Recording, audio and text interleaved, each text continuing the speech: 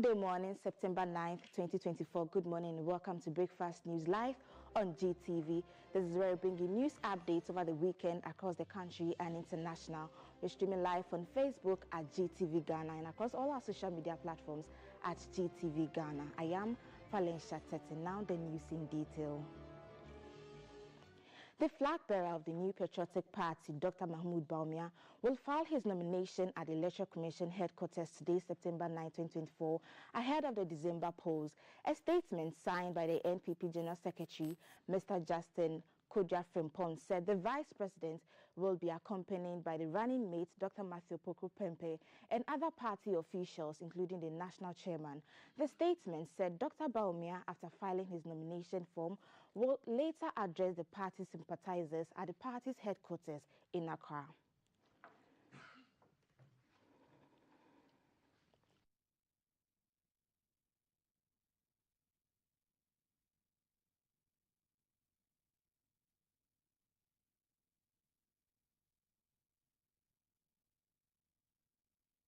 The National Democratic Congress NDC flag bearer, Mr. John Mahama, will today, September 9, 2024, file his nomination papers for the December election.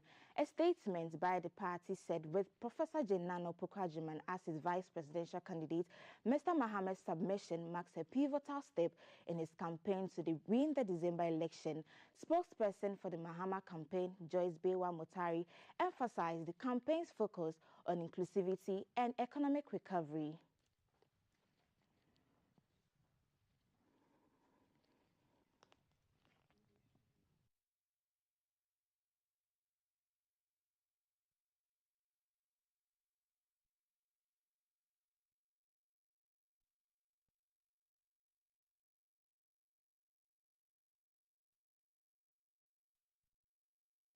The flag bearer of the NDC, Mr. John Mahama, has urged leaders to embody the humility and honesty of Christ in order to be effective leaders in society, drawing inspiration from Matthew chapter 11, verse 29. He also encouraged Ghanaians not to lose hope in the face of uncertainty, assuring them that the next NDC administration is committed to restoring the nation's economic stability.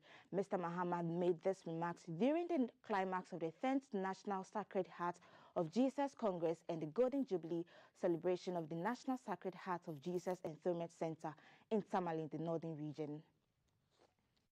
From the book of Matthew, and the first is Matthew 11:29, and I quote, it says, "Take my yoke upon you and learn of me, for I am meek and humble of heart, and you will find rest for your soul." What does Matthew 11:29 say to me as a Christian and as a politician seeking your mandate to lead this country? Humility, honesty, and purity of heart not only pays, but are the core values of a Christian in the service of society. All of us gathered here are leaders in the different spaces that we occupy. And so this verse speaks to all of us. On my part, I shall strive towards being a humble, honest, accountable, and committed servant of Ghana. You, my friend Archbishop, address the responsibility of power. And I quote what you said. You said, "Power does good to oneself and to society when it is used with compassion, empathy, truthfulness, humility, care, and justice. Power used for self-glorification and gratification and with arrogance and callousness will ultimately disintegrate the moral fabric of any society, and with it, it will breed despair and chaos." From the lessons the Lord shared with us in Matthew, humility and honesty are very important as a leader. There will be tough times in the next 4 years, given how recklessly deep our country has been sunk into poverty and debt. But with God on our side and backed by the Ghanaian spirit of endurance and hard work, we shall make progress and Ghana shall rise again.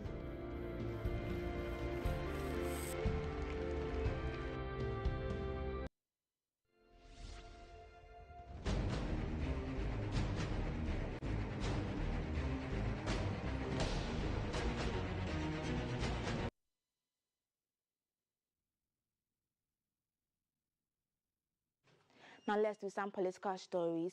A Bawumia-led administration from 2025 has plans to protect the country's environment.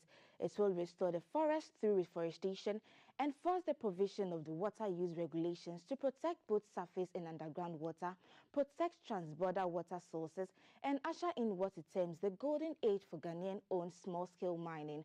Touring the areas in Asen North, Asen Central, and Ibura Asebu Komankese constituency, the NPP's running mate, Dr. Matthew Opoku Prempeh, was emphatic that his flag bearer will step up the fight of Galamsey.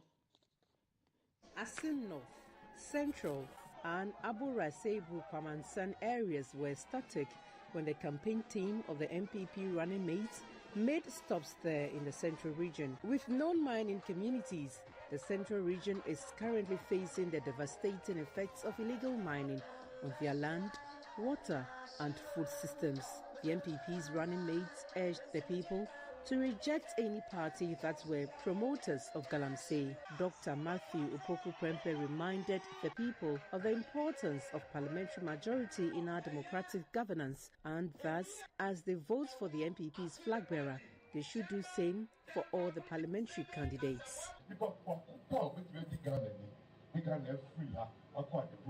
Every old way, new way, every old way, digitalization. Some members of the campaign team, Minister for Chieftaincy and Religious Affairs, Stephen Asamoah Boateng, an MP for Asin Central, Mr. Kennedy Ejapon, told them to renew the mandates of the NPP to continue to initiate more developments for the country. And secondary school, no mukia light bill. And secondary school, no mukia water bill. Sana esinana, mesram. Mamma obia medadamo. O kotuaba, umma oba edach. Breaking the age, let me be a bubia. The teacher tried and said, say your trust out if you're watching one. Addressing separate gatherings in Asin Central, all speakers listed several projects and programs undertaken by the government in the past 7 years, assuring the chiefs and people that the next NPP government under Dr. Bawumia would see to the continuation and completion of all such interventions. December 7th,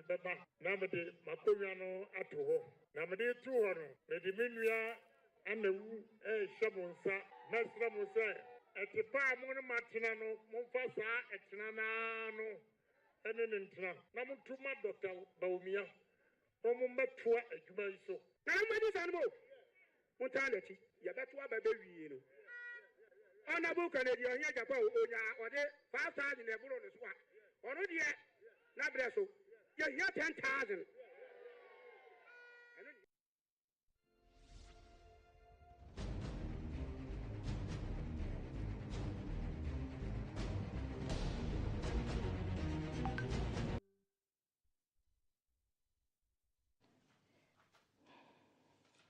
You're still watching Breakfast News live on GTV.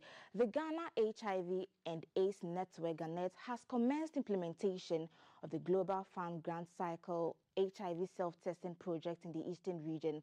At a workshop in Koforidua, GHANET explained the project will focus on getting more men for testing through self-testing. According to GHANET, even though the national data indicates that more females are infected than males, random testing has revealed that the male population is often higher than female population. The 150 participants who attended the GHANET HIV self-testing workshop were schooled on basic facts about HIV and AIDS, prevention of sexual exploitation, abuse and harassment, community demand generation for HIV/ST, as well as narrative reports writing and basic project accounting.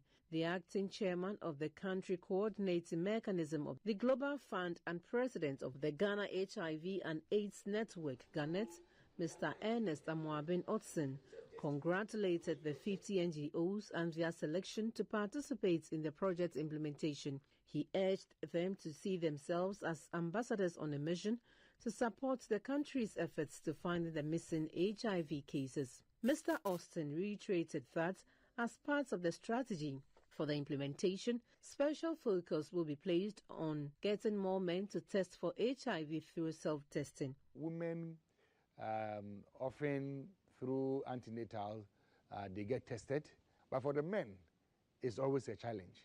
So our peer educators, our volunteers, will be targeting areas where men will usually be concentrated, like lorry stations. They will target the drivers, like betting centers where young people gather, like football centers where men gather to watch football, like mechanic shops. Those are the areas that our volunteers will mostly be targeting this time around, so we can get more men to test. Speaking on the 95-95-95 UN AIDS Global Test, Dr. Yisi Adu indicated that the country is currently not making much progress, given that out of the estimated 334,000 people living with HIV, only 65% of them know their status.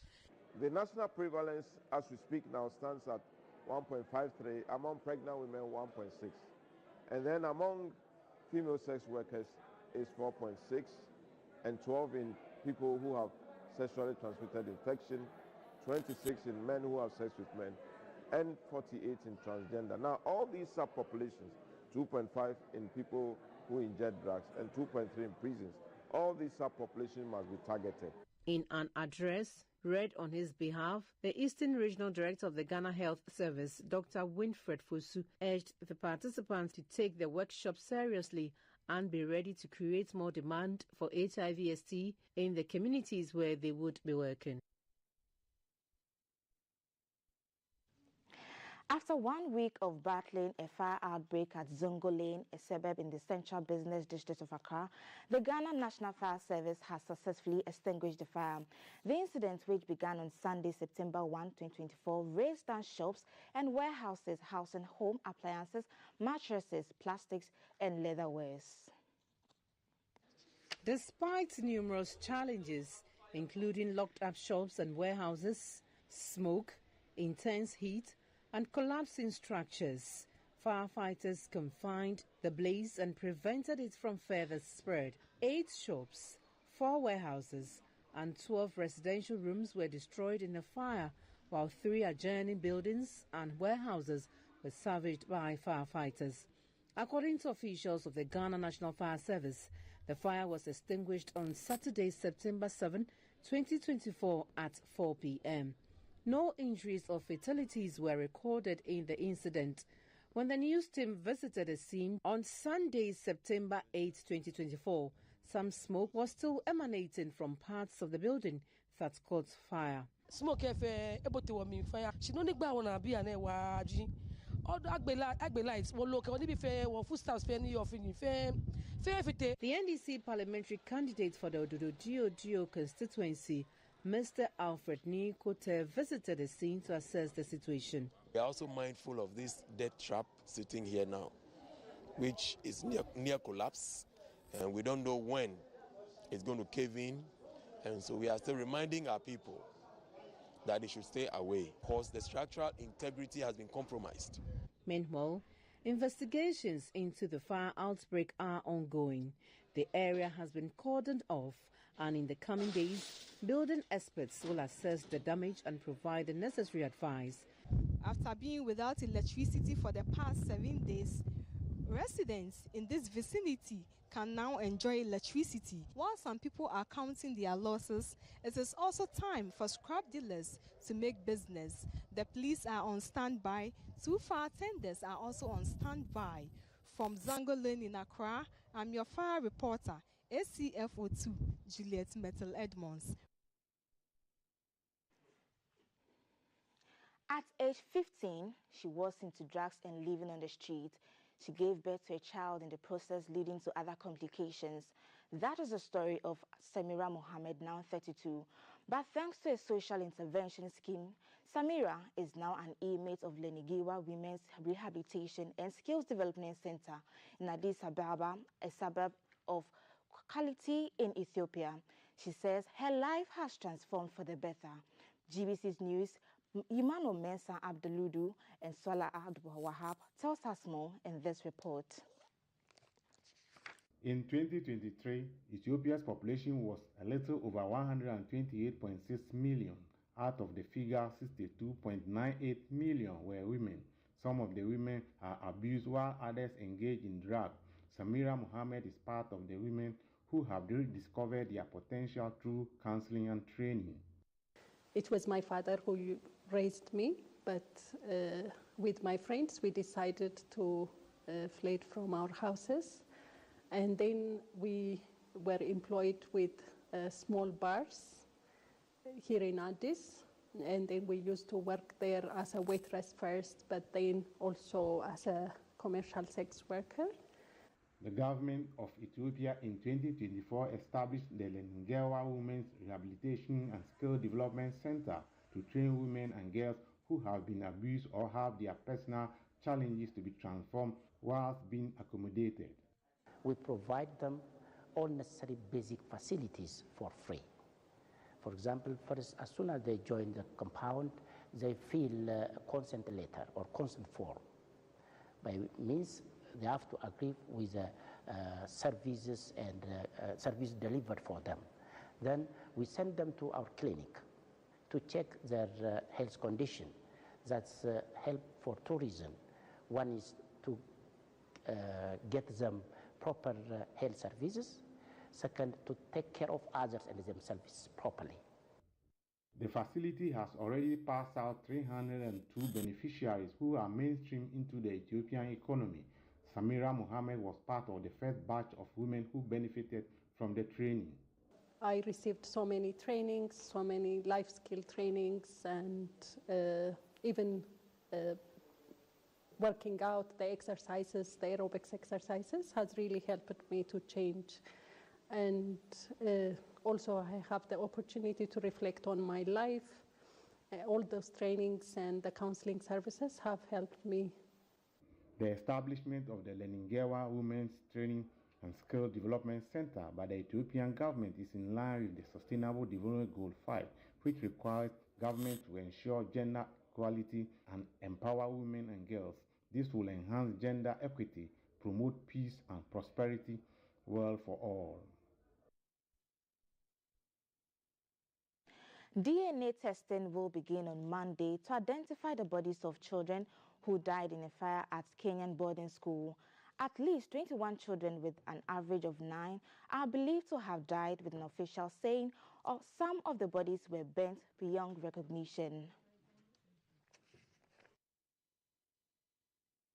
The fire broke out in a dormitory housing 156 boys at the Hillside and Darasha Academy around 23 hours local time.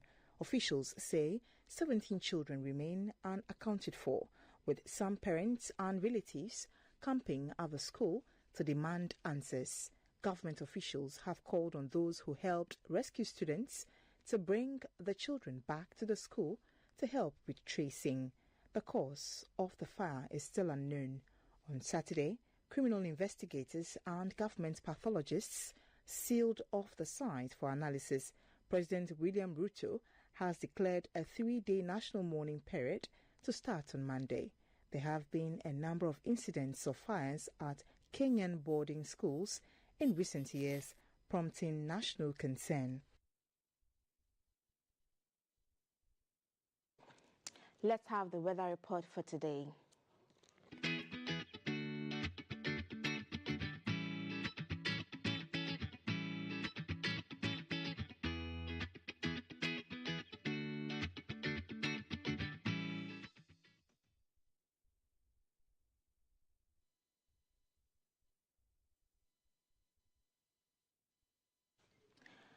Up next on the line is Felicity Ahafenyo from the GNet to give us updates for today. Good morning, Felicity. Yeah, good morning. How are you? I'm fine, thank you. How about you? I am much better today than yesterday. Thank God. What should we expect for today? It's a fresh Monday morning. Yes, good morning to our dear viewers and listeners. For today, we don't expect much activity. We expect it to be variably cloudy. We expect the clouds and the sun to smile on us all through.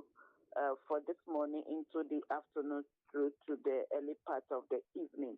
We having some low chances of rain and thunder over some places. For this morning, those of us around the Savannah areas into the OT, we expect some 30% chance of rain. And then during the afternoon, we expect over OT and part of Volta region. By evening, we expect those in the north, the three northern regions, to experience some rain and thunder, and later spreading over the Bono East, Bono Ahafo, eastern and part of the central regions. In terms of the state of the sea, we are expecting them to remain rough. So we expect that fisher folks should take precautions. If they are going to fish towards the Nigeria-Cameroon area, we having some small patches of rain and thunder clouds, so they need to be careful. But if they are going towards the Côte d'Ivoire, the place is clear, but then we expect the state to be rough with some windy conditions, so they need to take precautions. In terms of temperatures, we expect it to range between 30 and 32 across the 16 regions. So this is how we are anticipating it to be today, Monday, the 9th of September, 2024. Okay, thank you very much. That was Madame Felicie Ahafianyo from the GNet. Up next is the Lotto for today, for Sunday precise. Alpha Lotto winning numbers Sunday precise: 80, 51, 61, 25, 50. The Alpha Lotto winning numbers Sunday precise again: 80, 80, 51, 51, 61, 61, 25, 25, and 50, 50.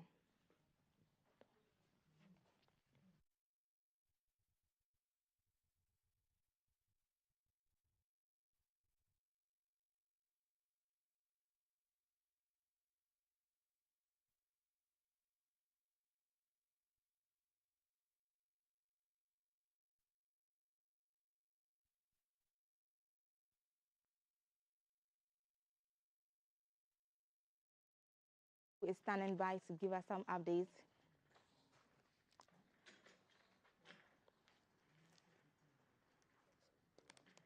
Can you hear me?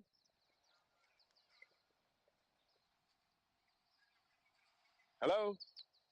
Hi, greetings. Welcome to Nsutem. This is like about 156 kilometers away from Kumasi, and hopefully we're taking the good love and the good fortune of the Black Star jersey to Kumasi this morning. Welcome. It's the 9th of September, 2024, and we are on the road. You should be hearing from us when we get to Kumasi, but we thought we'd just stop here and give you a flavor of where we are. So Nsutem is this way heading towards Kumasi. This way heads back towards Lindador and Chibi and Soum and Saam. It's a beautiful, fresh Monday morning, and people are just getting up to do their stuff. It's a very busy road. Earlier on, if you had come in about, let's say, 30 minutes ago, you'd have seen a whole convoy of trucks going by. So this is where a lot of the heavy cargo trucks park for the night, and then they're heading back all the way to the top. Most of them are goods, but you see some fuel tankers as well, taking their cargo all the way up into the northern parts of the country. It's beautiful. You need to, if you're stuck in the major cities, come out of the major cities of Ghana and experience Ghana. You know, it's beautiful. It's a wonderful Monday morning, and I hope that things will go well. I'm going to hand over to Jay Gabra, who will take it away and tell you exactly what's up this morning. This is hashtag GTV Breakfast on the road. Good morning. Thank you so much, Kafe, for the update from there in Kumasi. Good morning to you as well. Good morning to everyone. It's still hashtag GTV Breakfast. Let's begin with the quote of the day. Yesterday is history. Tomorrow is a mystery. But today is a gift. That is why it is called a present. So welcome once again to hashtag GTV Breakfast. Let me tell you what we have for you this morning. So on our health clinic, we'll be discussing lower back pain, then move on to social media corner, sports, headlines, then break down the NSS postings which are out. A lot of people talking about it on social media. I don't know where you have been posted. Do you like where you have been posted? And of course, we break down the NDC's manifesto, of course, and then we go to the lifestyle segment with Lamisi, Breakfast with Lamisi. So we have a lot of exciting segments coming up for you on today's edition of the show. So please stay tuned with us, and we'll be right back after this break. Live from GB.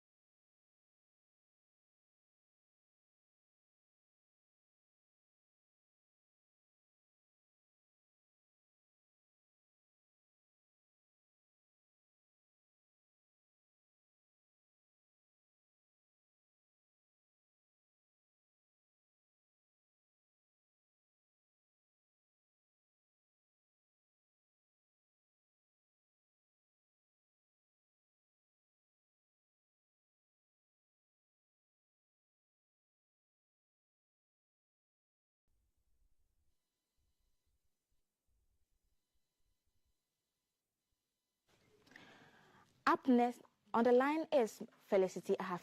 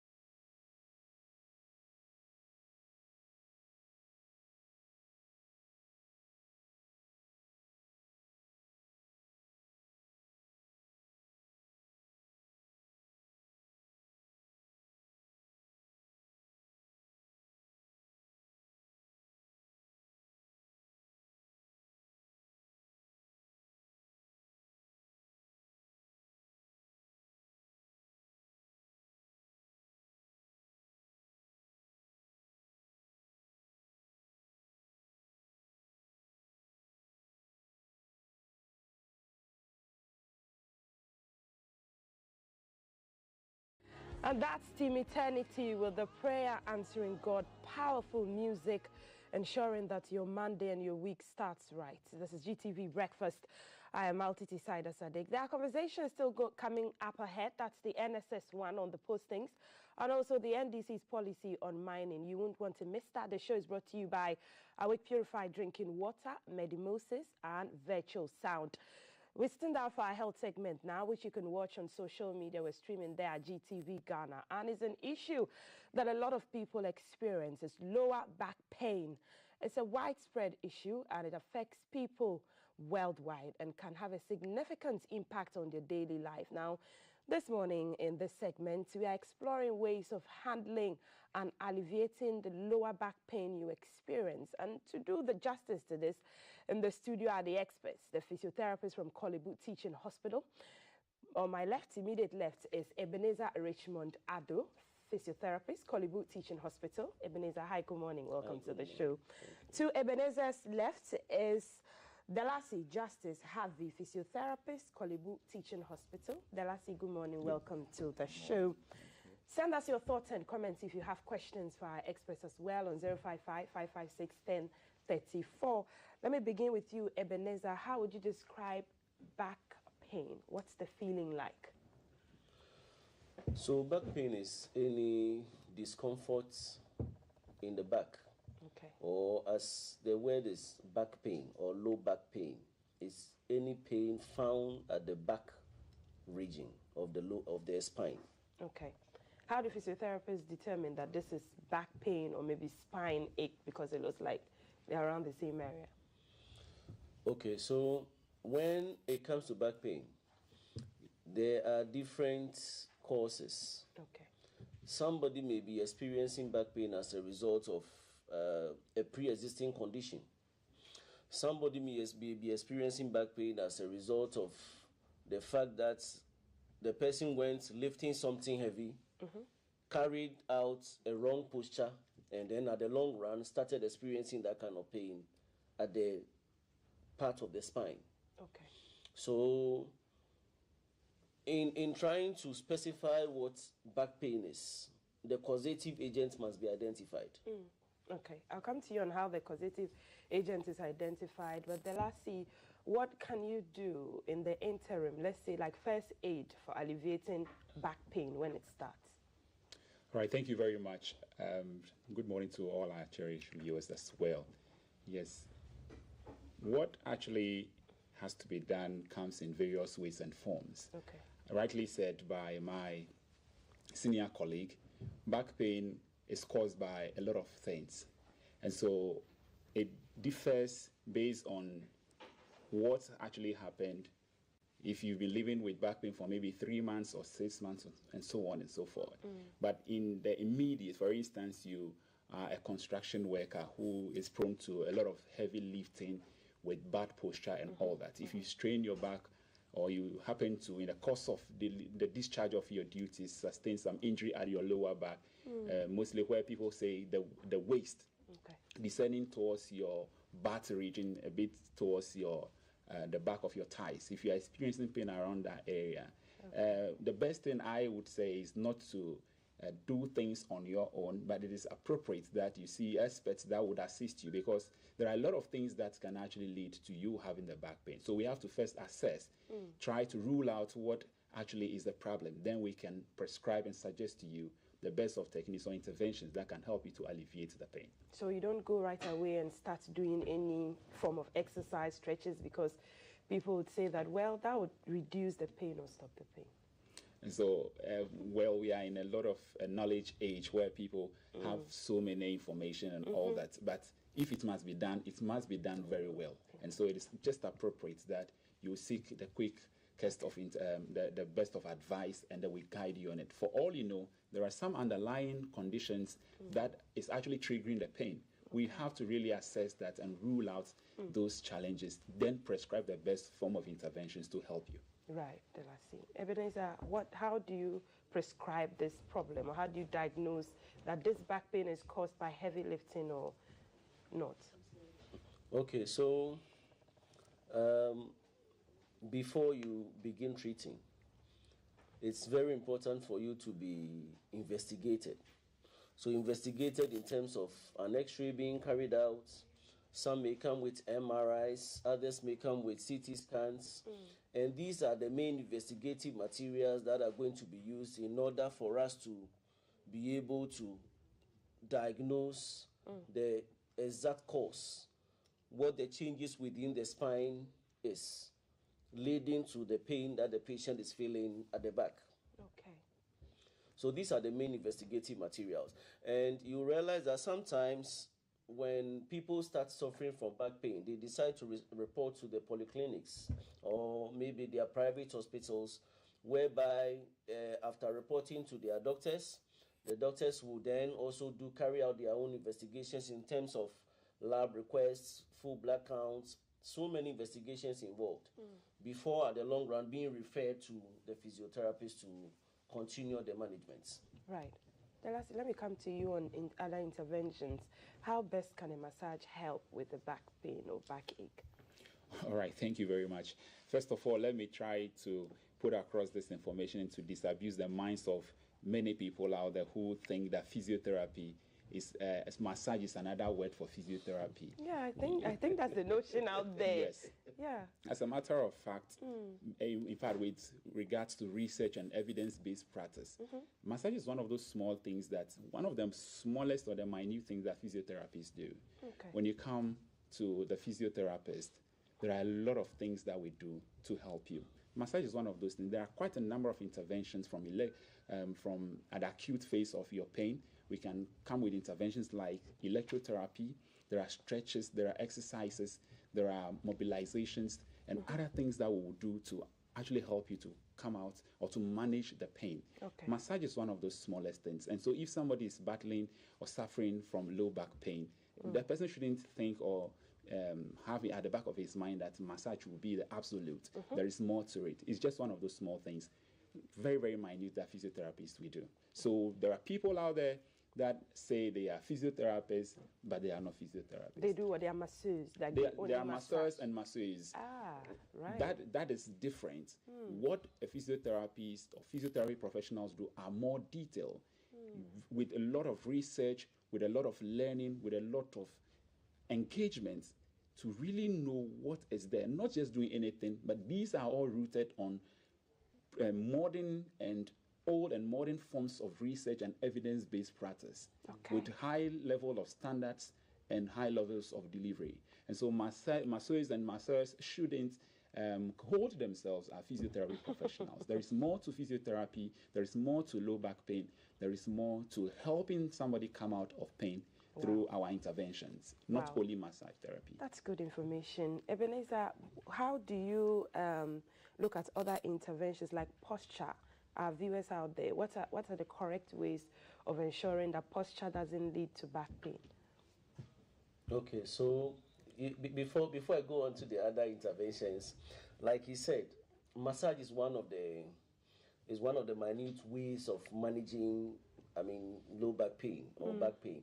For instance, if you realize that perhaps you have pain at the back, one main thing you want to do, you call your son, you have an ointment over there, carry out some massage for me. Or even step on me, you know. Hey, no, as for that one, yes. I will not advise. Really? I will not advise stepping on you. Wow, that's something that we do locally in the homes all the time. You step on your parents, up, down, you know. No, I will not advise. It's not evidence-based. The main thing, so the one role massage will play, number one, will be to improve the circulation at the back. Number two, to relax the nerves, to relax the muscles. That will be the main reason why you may intend to do massage at the back. But other interventions that is currently evidence-based is the use of something we call the transcutaneous electrical nerve stimulation. The transcutaneous electrical nerve stimulation is a device that the physiotherapist would use in order to treat you, to help relieve the kind of pain, to relax if there are nerves involvements, you use to relax the nerve involvement. If there is irritation of the nerve, you will use it to, cause the irritation to go down. So these are some of the, one way or the other, these are some of the interventions. But lifestyle modification, number one, is very, very important. So if a patient approaches you and being diagnosed of back pain, number one, the kind of job the patient is doing is very important. Right. The kind of posture the patient is using in carrying out his or a task within the job is also very important. If the patient comes and this is a patient who is doing heavy lifting, now reduction in the amount or the quantity of things that you are lifting is also very important. So a bit of lifestyle modification is also very necessary when it comes to managing these kind of pain that we do experience. Does the pain come as a result of age, wear and tear, or how often one does some of these things, heavy lifting, posture? Yes, so if you could remember from the beginning, right away, I told you, in diagnosing low back pain, several causative agents, are found. So, like you just rightly said, another cause is aging. Most of the pain that people are feeling at a certain particular age is as a result of the fact that the spine has gone through some repetitive use for a long period of time. Repetitive use. So, if this is a patient, a 71-year-old patient coming to you with low back pain or back pain, you should know that this is somebody who is going through the process of aging. And the process of aging, as me and you know, as you are aging, there are changes within the body physically. So as changes are taking place within the body physically, it means that the spine can also go through similar change. Right. Very important points there. Delasi, talk to us about core strengthening and what role that also plays in, lower back pain, posturing. All right. So if you take a very good look at our human body, there are quite a number of structures that make up the body. So we are talking about muscles, we are talking about nerves, we are talking about bones, we are talking about joints and all that. So as I mentioned earlier, when we talk about lower back pain or low back pain, we are considering a place on the human body a little below your upper trunk, descending towards where the ordinary person would say your waist. Sometimes it radiates through your buttocks, sometimes to the back of your thighs. That is the area. There are some muscles that we call the paraspinal muscles that are running along the spine. So these muscles, there are instances these muscles can either be tight, there are instances these muscles can be weak. Similarly, there are muscles that hold the pelvic or the waist area. What happens is that when somebody is suffering from low back pain, there are instances that some of those muscles are either weak or they are quite tight and all that. So what you have to think of when you are trying to manage the pain is you have to, where the need be after your assessment or thorough diagnosis, you can stretch some of those muscles. You can make some of those muscles stronger. The weaker ones you can train, carry exercises that can make some of these weaker muscles stronger. Because when those muscles are weak, it disfigures how the natural anatomy of the body is. I mean the back. So when the muscles are weak, we're trying to make them stronger through exercises when you come, we'll prescribe to you, not just any forms of exercise, because in recent time people say, oh, let's get your sneaker, get your joggers, let's go. No. Right. We would exercise is well, very well calculated, measured, tailored towards your individual needs. So yes, of course, core strengthening muscles and stretching of the back muscles are some of those interventions that can really help you manage your pain. Amazing. Ebenezer, how do you, assist patients to know the proper ways to lift items or things in their line of work, posturing as well? And I keep talking about posturing because sometimes we hear about women and standing on heels for very long, and sometimes the back pain they experience and discomfort. Okay, so like I told you earlier, it all boils down to what the person is doing at a particular point in time. It's very important for you to know. It's very important for you to know the kind of task, the kind of role you are playing. So in in knowing what exactly your role is or your task that you are able to perform at your workplace, it will guide the physiotherapist to show you the proper thing to do. If you are a banker and you are somebody involved in prolonged sitting, it should inform me that no, this is a patient whom I am supposed to activate something we call behavioral graded activities. Behavioral graded activities will now be termed as carrying out your activities in paces, such that at the long run you do not put extensive load at the back or at the spine, so that at the long run, instead of the back bearing weight for a long period of time, your activities should be paced like after sitting for a period of time, you can move around for 2 minutes, come back, sit down again. If you are somebody who is involved in heavy lifting, instead of lifting if you are supposed to lift a material from this end to that end, the physiotherapist will now come in to guide you, to tell you now, no, instead of trying to cover the entire face of the table, just move from one piece to the next, then you rest, then you carry out or you continue till you complete the task.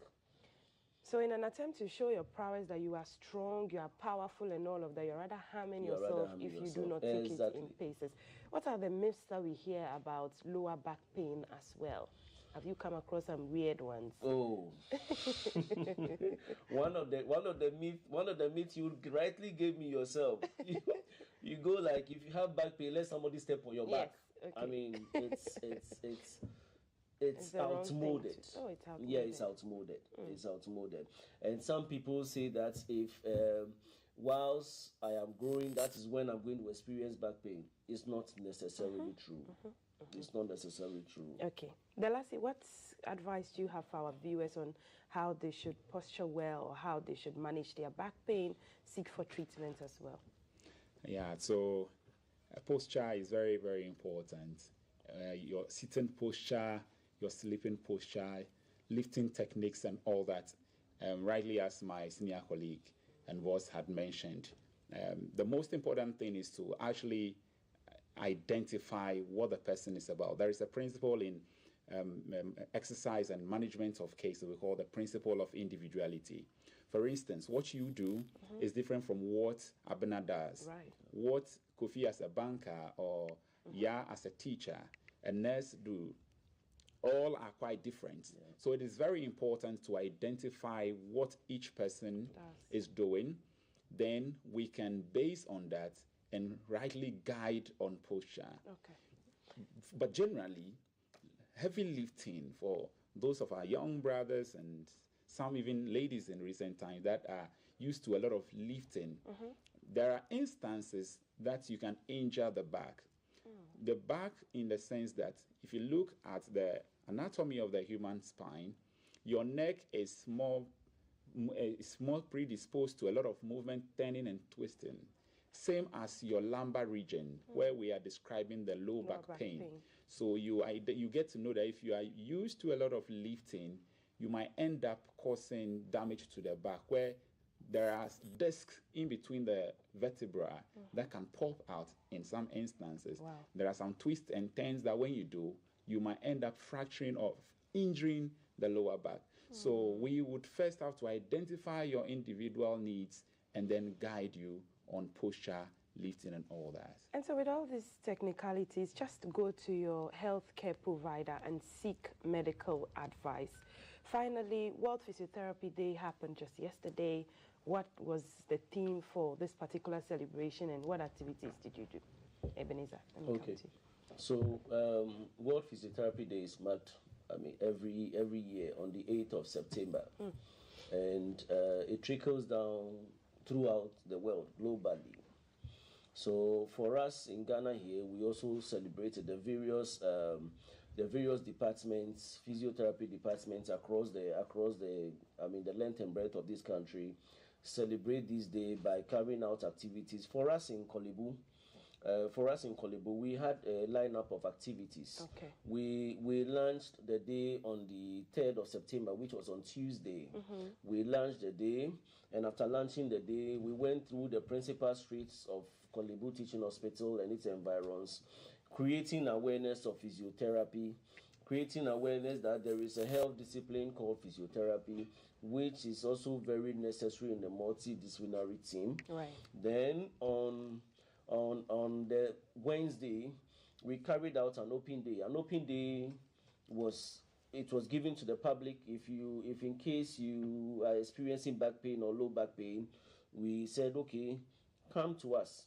We would assess you, examine you, and treat you for free. Okay. And people were not paying anything. We did that on Wednesday. On Friday, we carried out a public lecture. There was a public lecture at the British Council organized by the Ghana Physiotherapy Association for the public and then the general physiotherapy body. Okay. So because the day was a Sunday, we started the celebration earlier. Right. Yes. So that you catch up with, all the vibe. But thank you so much. Just a quick one. What happens if you don't listen to all this advice that you've given, your posture, seeking medical attention, and the pain persists? Delasi, in a few seconds. You die, what happens? There is this Akan adage that said, so it's very important that as we've come here with advice, we've guided you. Okay. It is very important that you reach out to the nearest health facility. Then we give you the best of supports and need here. So don't wait till you say, had I known is always at last. Go and seek medical attention. That's our conversation on lower back pain, and the experts from Korle Bu Teaching Hospital, Ebenezer Richmond Addo, physiotherapist and Vice President, Ghana Physiotherapy Association, and Delasi Justice Harvey, physiotherapist, Korle Bu Teaching Hospital, telling us all about lower back pain, your posture, your sitting, the work you do, lifting, and how all that is correlated. I am Altiti Saida Sadek. Up next is Social Media Corner. Don't go anywhere.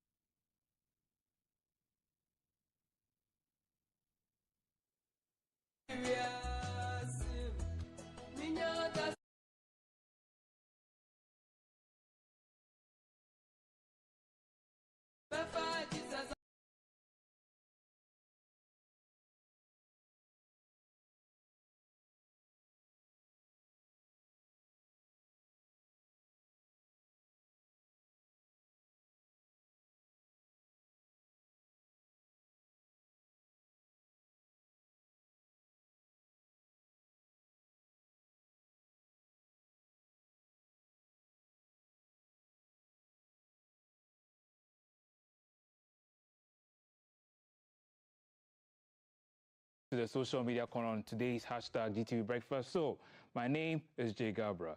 Esther Smith over there with Nipa. You know, she's been trending since this weekend. And speaking of trending issues, if you go on X this morning, if your order is trending, iPhone 16 is trending, Black princesses are also trending. They are completely out of the under-20 tournament. Yet again, how can we groom them so they can become Black queens and all? So I'm sure during the sports segment, you get highlights of that as well. Nadia is trending, Not Like Us is trending. Pogba is also trending. Cheddar is trending. He has also released a digital form of his manifesto. He released the other day, the 12 pillars to economic fruition. Or so. I don't remember, but yeah, Cheddar is also trend. Cheddar is also in the trends. And the Black Stars are also in the trends. Today, there's a game coming up. We are playing each 3 p.m. Look forward to that on GTV Sports Plus as well. And what do you think the scoreline will be? Send me your predictions. So now going to our very first story, we're going to Cape Coast, where the people celebrate the Fetu Afashie, the first Saturday of every year. So the grand event came off, the Wa people celebrated the festival.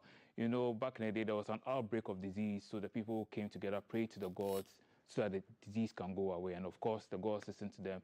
So in honor of that, every first Saturday of the year in September, they have this festival. On your screens right now, thanks to Lifestyle TV, you have some sights and sounds from the festival. So for now, we'll go over there so we can sound up so you enjoy these videos.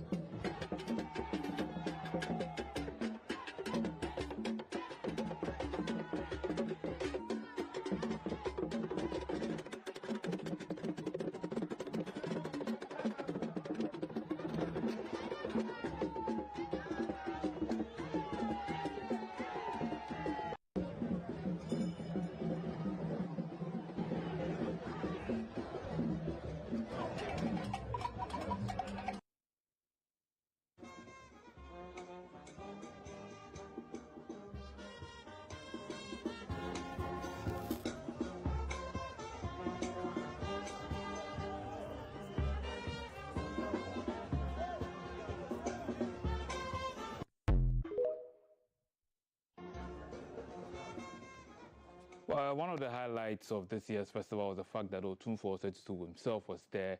And I saw a video on social media, I chanced upon it, where we saw the fleet of VIP buses he went to the festival with. I believe it was about 50 of them. You know, it's like it was a very historic moment, and the various sights and sounds were fantastic. So thank you to Lifestyle TV for the footage we just enjoyed. And okay, so over the weekend, there was a wedding that was trending. Yes, it was lawyer Juliana and her husband, Justina. So the wedding was trending all over social media, and we just want to say to all the single people over there, we'll allow you to breathe. But for now, we just want you to know that love is a beautiful thing. Enjoy this video.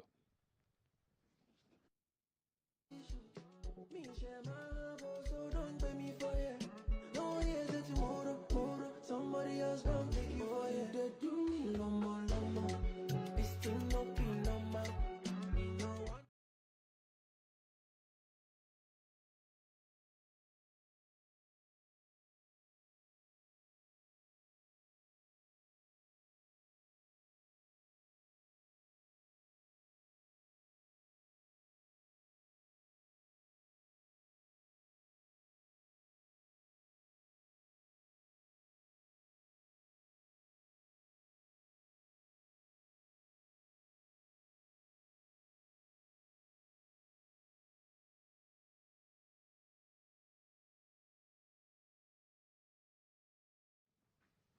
Welcome back.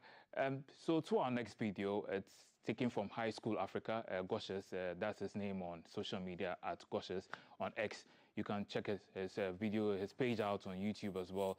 And one of his videos is trending because of the mind of the student he spoke to from Inside Secondary School, also known as Kwame Nkrumah SHS. And the student's name is Richard Ojo.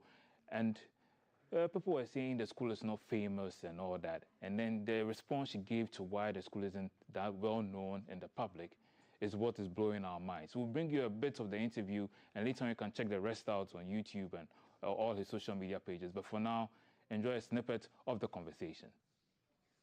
I am a student of Science Senior High School. What school is that? It's not popular. We've not seen it in science and math quiz. Why?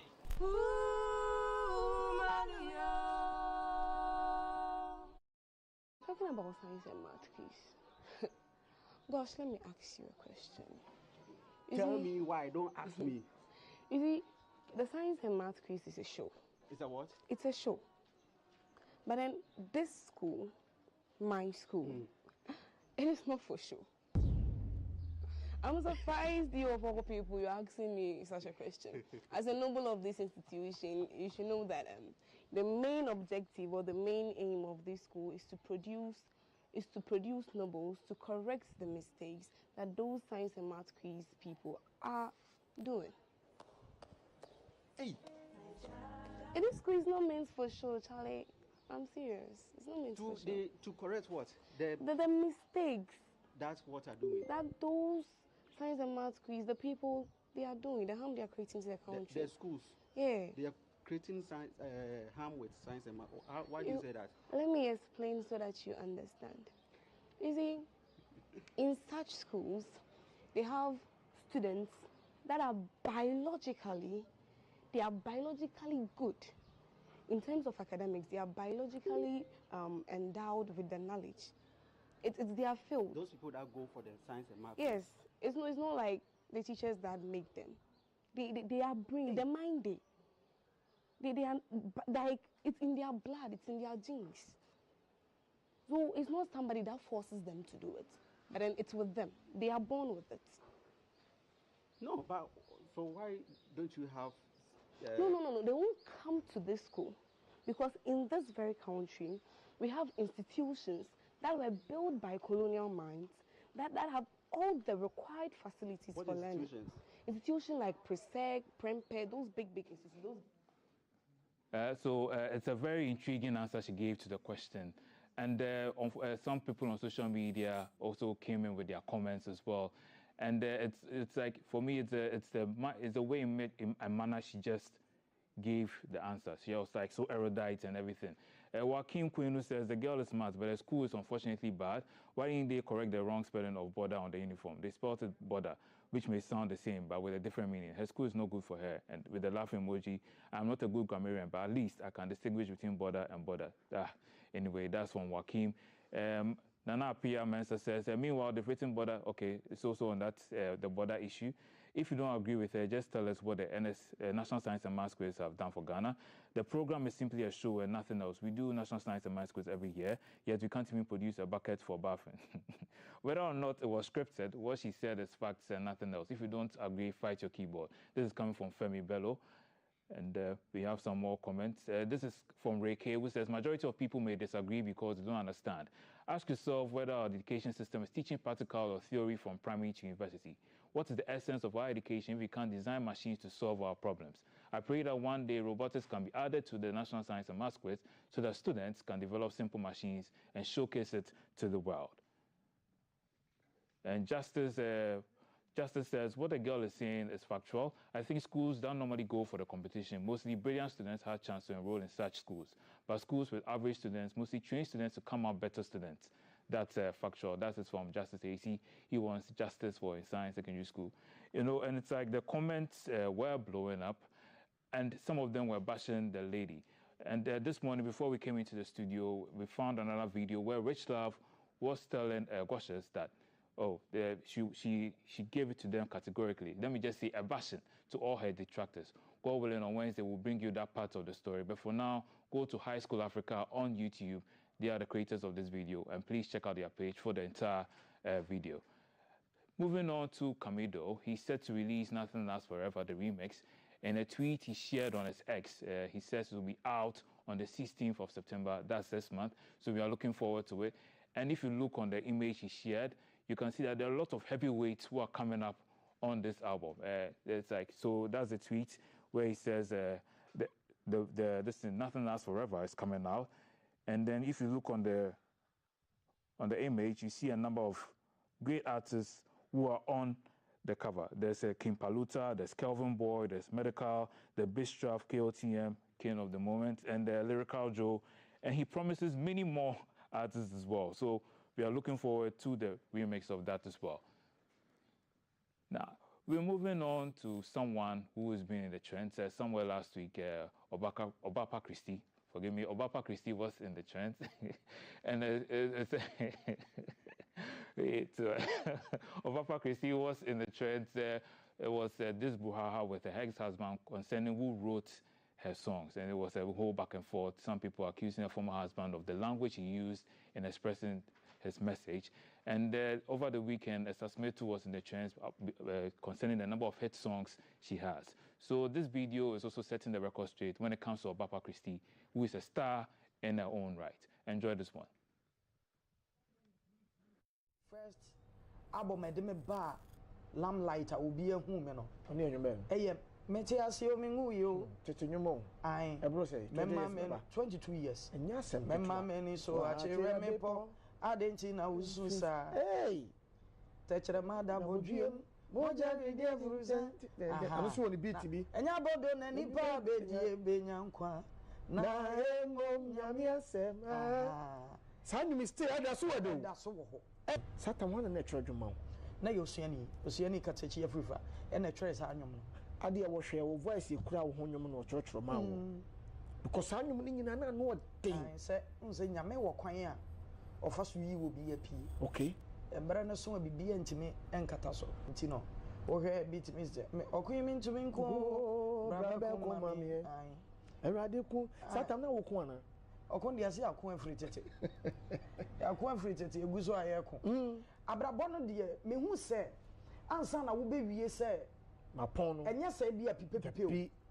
ba hu sɛ sabi aduane a wudie kora no wo sa na yɛ ɔkon yes ewurade sɛ wa mami ni obia braba ko mami so patro otu aso ka bem do wone me ham wone me ko ne nko twepiansi wona watame no kwan so cham katabuo mu na beboa me ewurade mi ntumi nko braba ko mami ewurade sawa ma mi obia I say what jawo ko ni mu amma no brother one more brand free ade obi benya one free ade mira yesu ade yo sika wo hono se wo ade bede na wenye nijie adwuma wo hono se wo ade bede na wetumi aye akwantu aba na se wo ade bede na wetumi akọ eradi nyame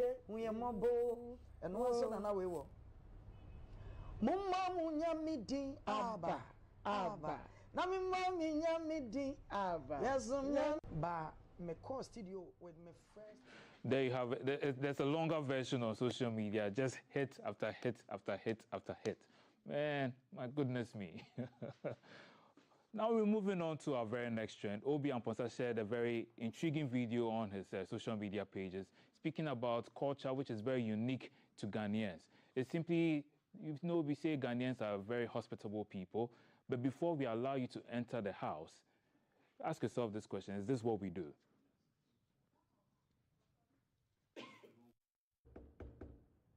Knocking, please.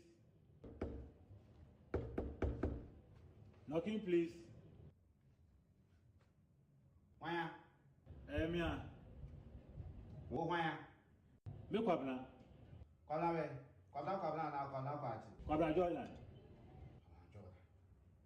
Oh, yene eti masalachi phone fi nche on. Ba mo ton kokoro. Haja kan di o.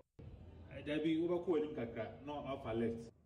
Ba mo to dami. Dabi, ba mo ton go bero. Dabi agobio. Dabi alo na. Kev no so pe ko enim kakra. Me na car boy you off traffic on. Papa no ton you go to Achimota on. Traffic na se pe we do there bia na parking na easy o. Mr. Bakoli. Dabi, Mr. Basintali. Oh, Mr. Basintali. Oh. Ah, me him no. Oh, Mr. Basintali. Chan, no charge you. No charge you no ja cotton yogurt. We kai no. Oh, early. Dabi. Oh no, die international.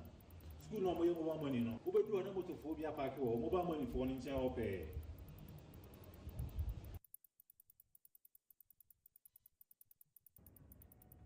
Honest man. Honest man.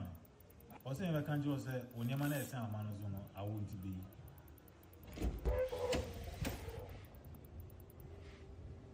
Oh, Shawan. Greg Rizu. My friend Mr. Force. My phone coin.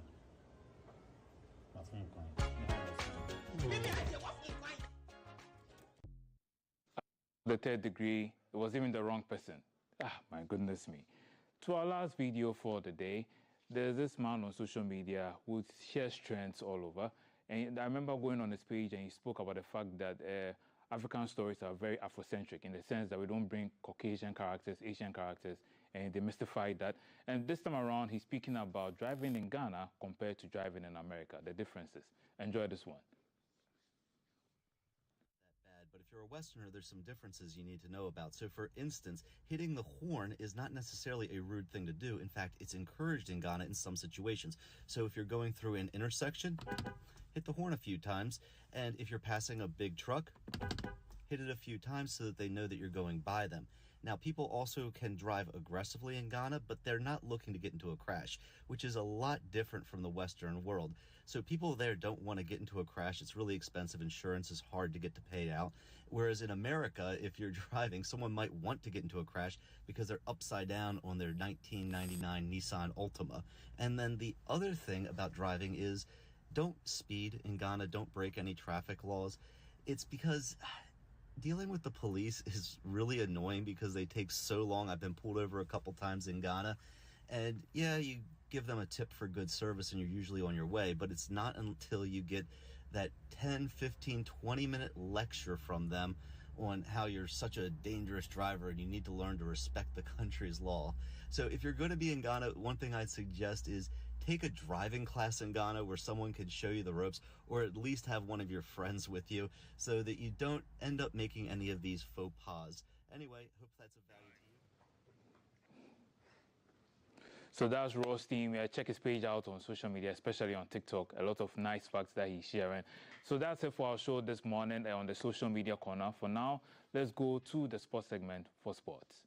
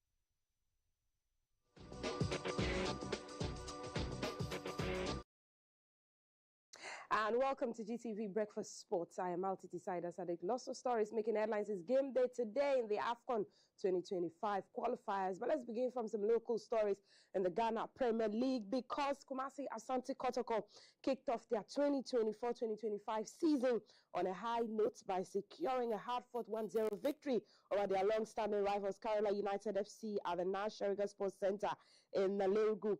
This triumph not only earned the Porcupine Warriors their first 3 points of the campaign, but also ended a challenging 7-game winless streak against Kerala. Now, the decisive moment came in the first half, courtesy of a new signing, Albert Amwa, who marked his debut with a crucial goal. After a tightly contested opening 37 minutes, Amwa showcased his talent with a powerful strike from inside the box. The thundered off the other side of the crossbar, leaving Kerala's goalkeeper Mohamed Ganiu with no chance. Now, this goal was a significant boost for the Porcupine Warriors as they sought to start the season on a positive note. Into the goalpost, the deadlock is yet to be broken. Kerala United playing home to Kumasi Asante Kotoko. Some good defensive organizations. To the left side, Kerala United still trying to find a space. Abdul Latif with a header once again. That was a brilliant play.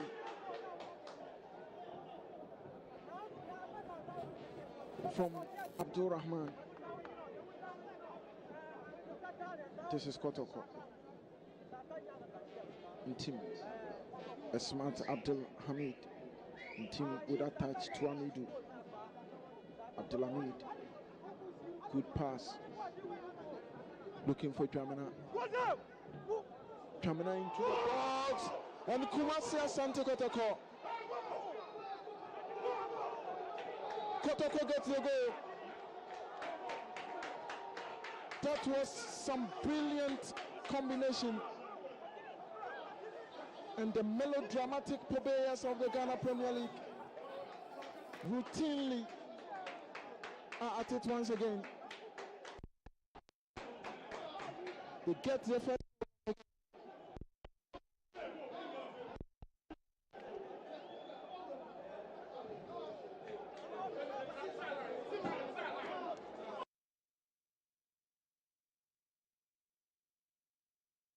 September 7, 2024, Dreams FC, FC Summertex 0-0, Vision FC Brekum Chelsea 0-0 as well. And the other results saw Hearts of Oak beaten 1-0 by Basaki Holy Stars FC, Kerala United beaten by Asante Kotoko by 1-0, and Sochoman FC beating Young Apostles by 2-0. Adriana FC and Heart of Lions 1-1, Go Stars FC beating Legon Cities by 2-1. Nations FC Bechem United 0-0 as well, and Mediama SC managing a goal past Accra Lions in the 1-0 results there for that game. Now the Black Stars, today is game day and they've completed their final training yesterday as they prepare for today's crucial 2025 Africa Cup of Nations AFCON qualifier against Niger. Ghana's senior national team led by Coach Otuado trained at the Municipal Sports Complex in Berkane, Morocco. Now where the match will be held, the team determined to bounce back from their 1-0 loss to Angola in Kumasi last Thursday appeared focused and eager to secure a vital win.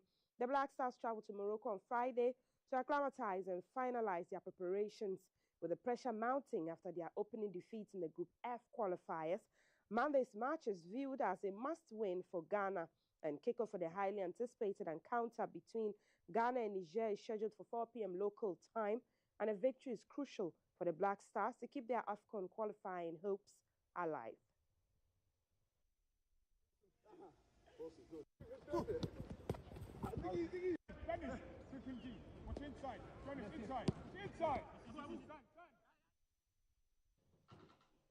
And still on the Black Stars in the AFCON, Black Stars winger Joseph Paintil has withdrawn from Ghana's squad ahead of the crucial 2025 African Cup of Nations qualifier against Niger in Morocco. Paintil was unable to travel with the Black Stars to Morocco after encountering passport issues, forcing him to miss the important match scheduled for today. According to the Ghana Football Association, 23 players made the trip after Joseph Paintil pulled out due to passport issues.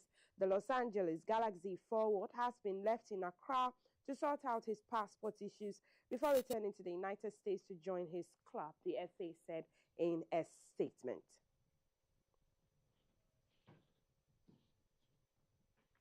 Still on the Black Stars squad and the players, Turkey-based defender Jerome Opoku has been ruled out of the Black Stars squad upcoming 2025 Cup of Nations qualifier against Niger due to injury.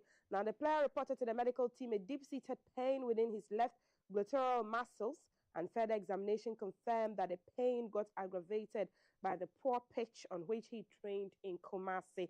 Jerome would therefore travel to Turkey to receive injections under ultrasound guidance, follow discussions by his club as he races against time to be fully fit for their next assignment in the Turkish Super League.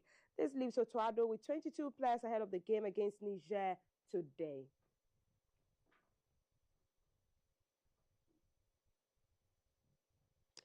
Sad one for Ghana, though, because in the World Cup, the Women's World Cup, Salamatu Abdullahi Brace ensured the Black Princesses downed the junior football fans in dead rubber match.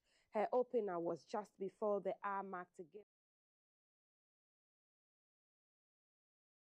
Thunders were level 5 minutes through Emma Pigenberg. Now, Ghana restored their lead on 72 minutes after Captain Stella Nyamiche's cross was met by Abdullahi's looping header. Substitute Tracy Chum scored the third less 60 seconds after her introduction. The Black Princesses finished third in their group with 3 minutes, and that wasn't good enough to send them to the knockout stage.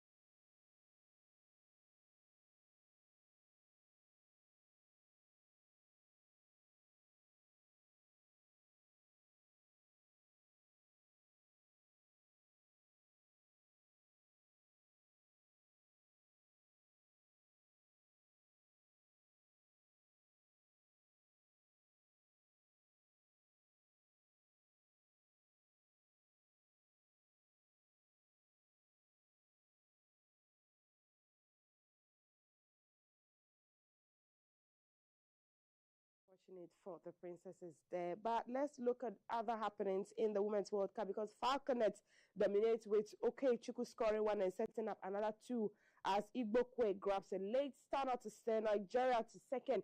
Nigeria sent out clear notice of their title intent with a dominant Chukwu starred one again, now being involved in the first 3 goals before Joy Igbokwe capped off the 4-0 win with a late thunderbolt.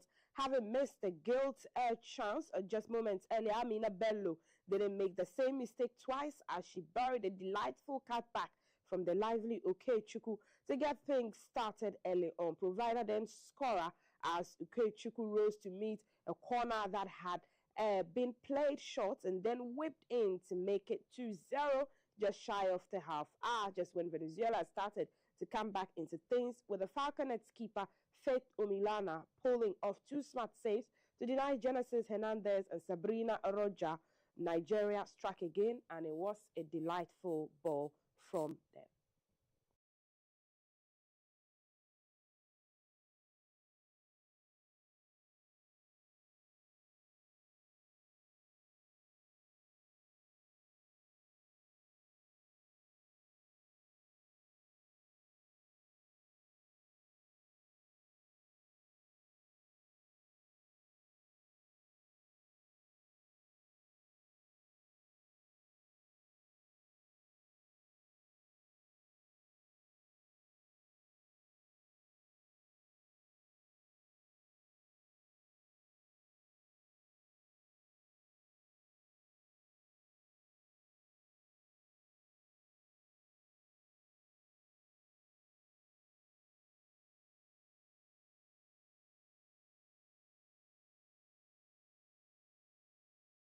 They won that game against the New Zealand, so I'm sure the noise will not end there. But let's do tennis. Yannick Sinner beat Taylor Fritz 6-3, 6-4, 7-5 with a relentless baseline game to win the U.S. Open Men's Championship on Sunday, less than 3 weeks after being exonerated in a doping case. The number one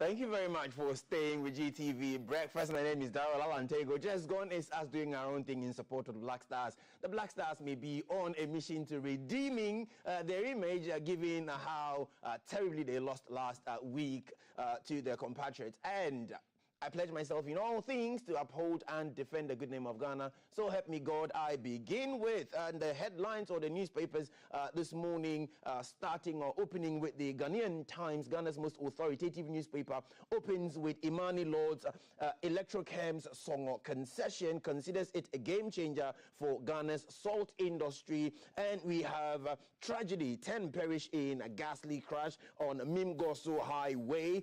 And the biggest on the front page of the Ghanaian Times is Asante Hini graces Fetu Afashe as rare historic feat, donates 500,000 to Ogwaman Education Fund. And this is the front page of the Ghanaian Times.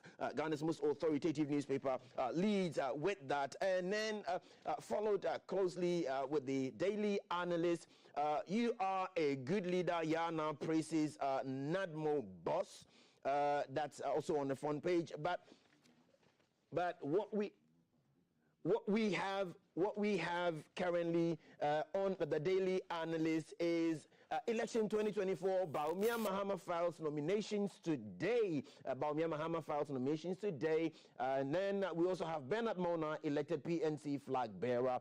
And on the same front page of the Daily Analyst, we have CSOs unhappy with cabinet over failure to approve COPO bill. And finally, abandoned landfill site sparks health concerns. And then we come to the custodian. SIDNET alerts government on bad Sesala roads. Also on that same front page, we have Bawumia files for presidency today. Dr. Alhaji Bahamudu Bawumia files for presidency today, the custodian says. And then SNIT pension best retirement package in Ghana. Director General says so. And Joe Wise endorses successor Ralph Poku Edusei. That's also on the front page of the custodian. We have the Daily Democrat.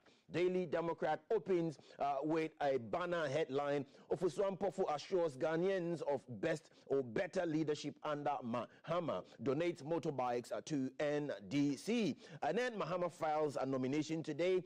Fantiakwa South NDC battle ready. Adasongo Lagoon conflict deepens. And finally, EC court bands down over doubtful figures. That is what the Daily Democrat also leads with. The Daily Statesman has the photo of Lands Minister meets regional ministers over Gatlamsey, and that has the photograph of the Lands Minister on there.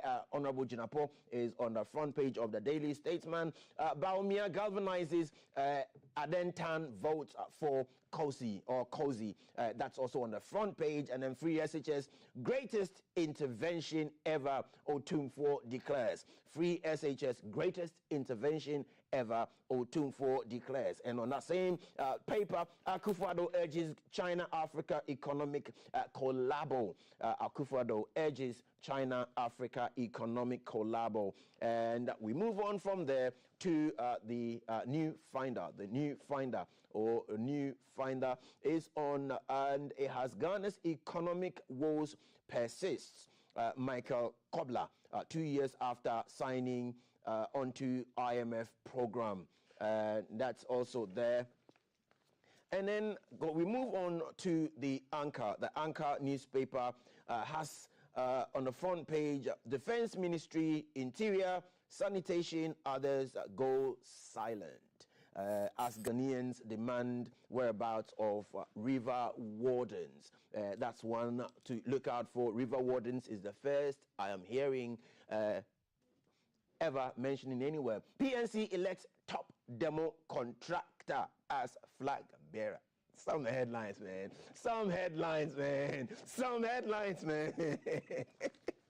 How can you brand someone demo contractor? as if he gets paid to go demonstrations. Oh God, that's another one there. That's another one there. So that's where I will bring the newspaper headlines or the front page stories to an end. And then in the studio with me this morning, starting from the far left, I have for the NDC, lawyer Philemon La, who is a member of the NDC communications team. I also have with me Kwaba Simprimu Kweku Jesse, member of the National Communications Team, New Patriotic Party. Gentlemen, you are welcome. Thank you. Thank you very much. It's been a long weekend of historic activities. Otumfuo attending to Osabere Mesco, to attend Fetu at 60, and never to go away. A never-ending story is Galamsey. It also made it to the headlines. We also have some other issues, but significant today is the fact that it's never been two leading members of the various political parties are filing their nominations today. Let me open with you, Kweku Jesse. What will be your opening comments, or what's on your mind this morning, if I may ask? All right. Thank you very much. Good morning to you once again, Tego. And a very good morning to your cherished viewers. And in the advent of technology, those who are also joining the feed on the various social media handles, a very good morning to you all and all Ghanaians. Like you've already stated, we've had a very momentous weekend, and it is very refreshing that the week is actually starting with the filing of nominations of the New Patriotic Party, our flag bearer, the incoming president, His Excellency Dr. Mahamudu Bawumia, the Vice President of the Republic of Ghana.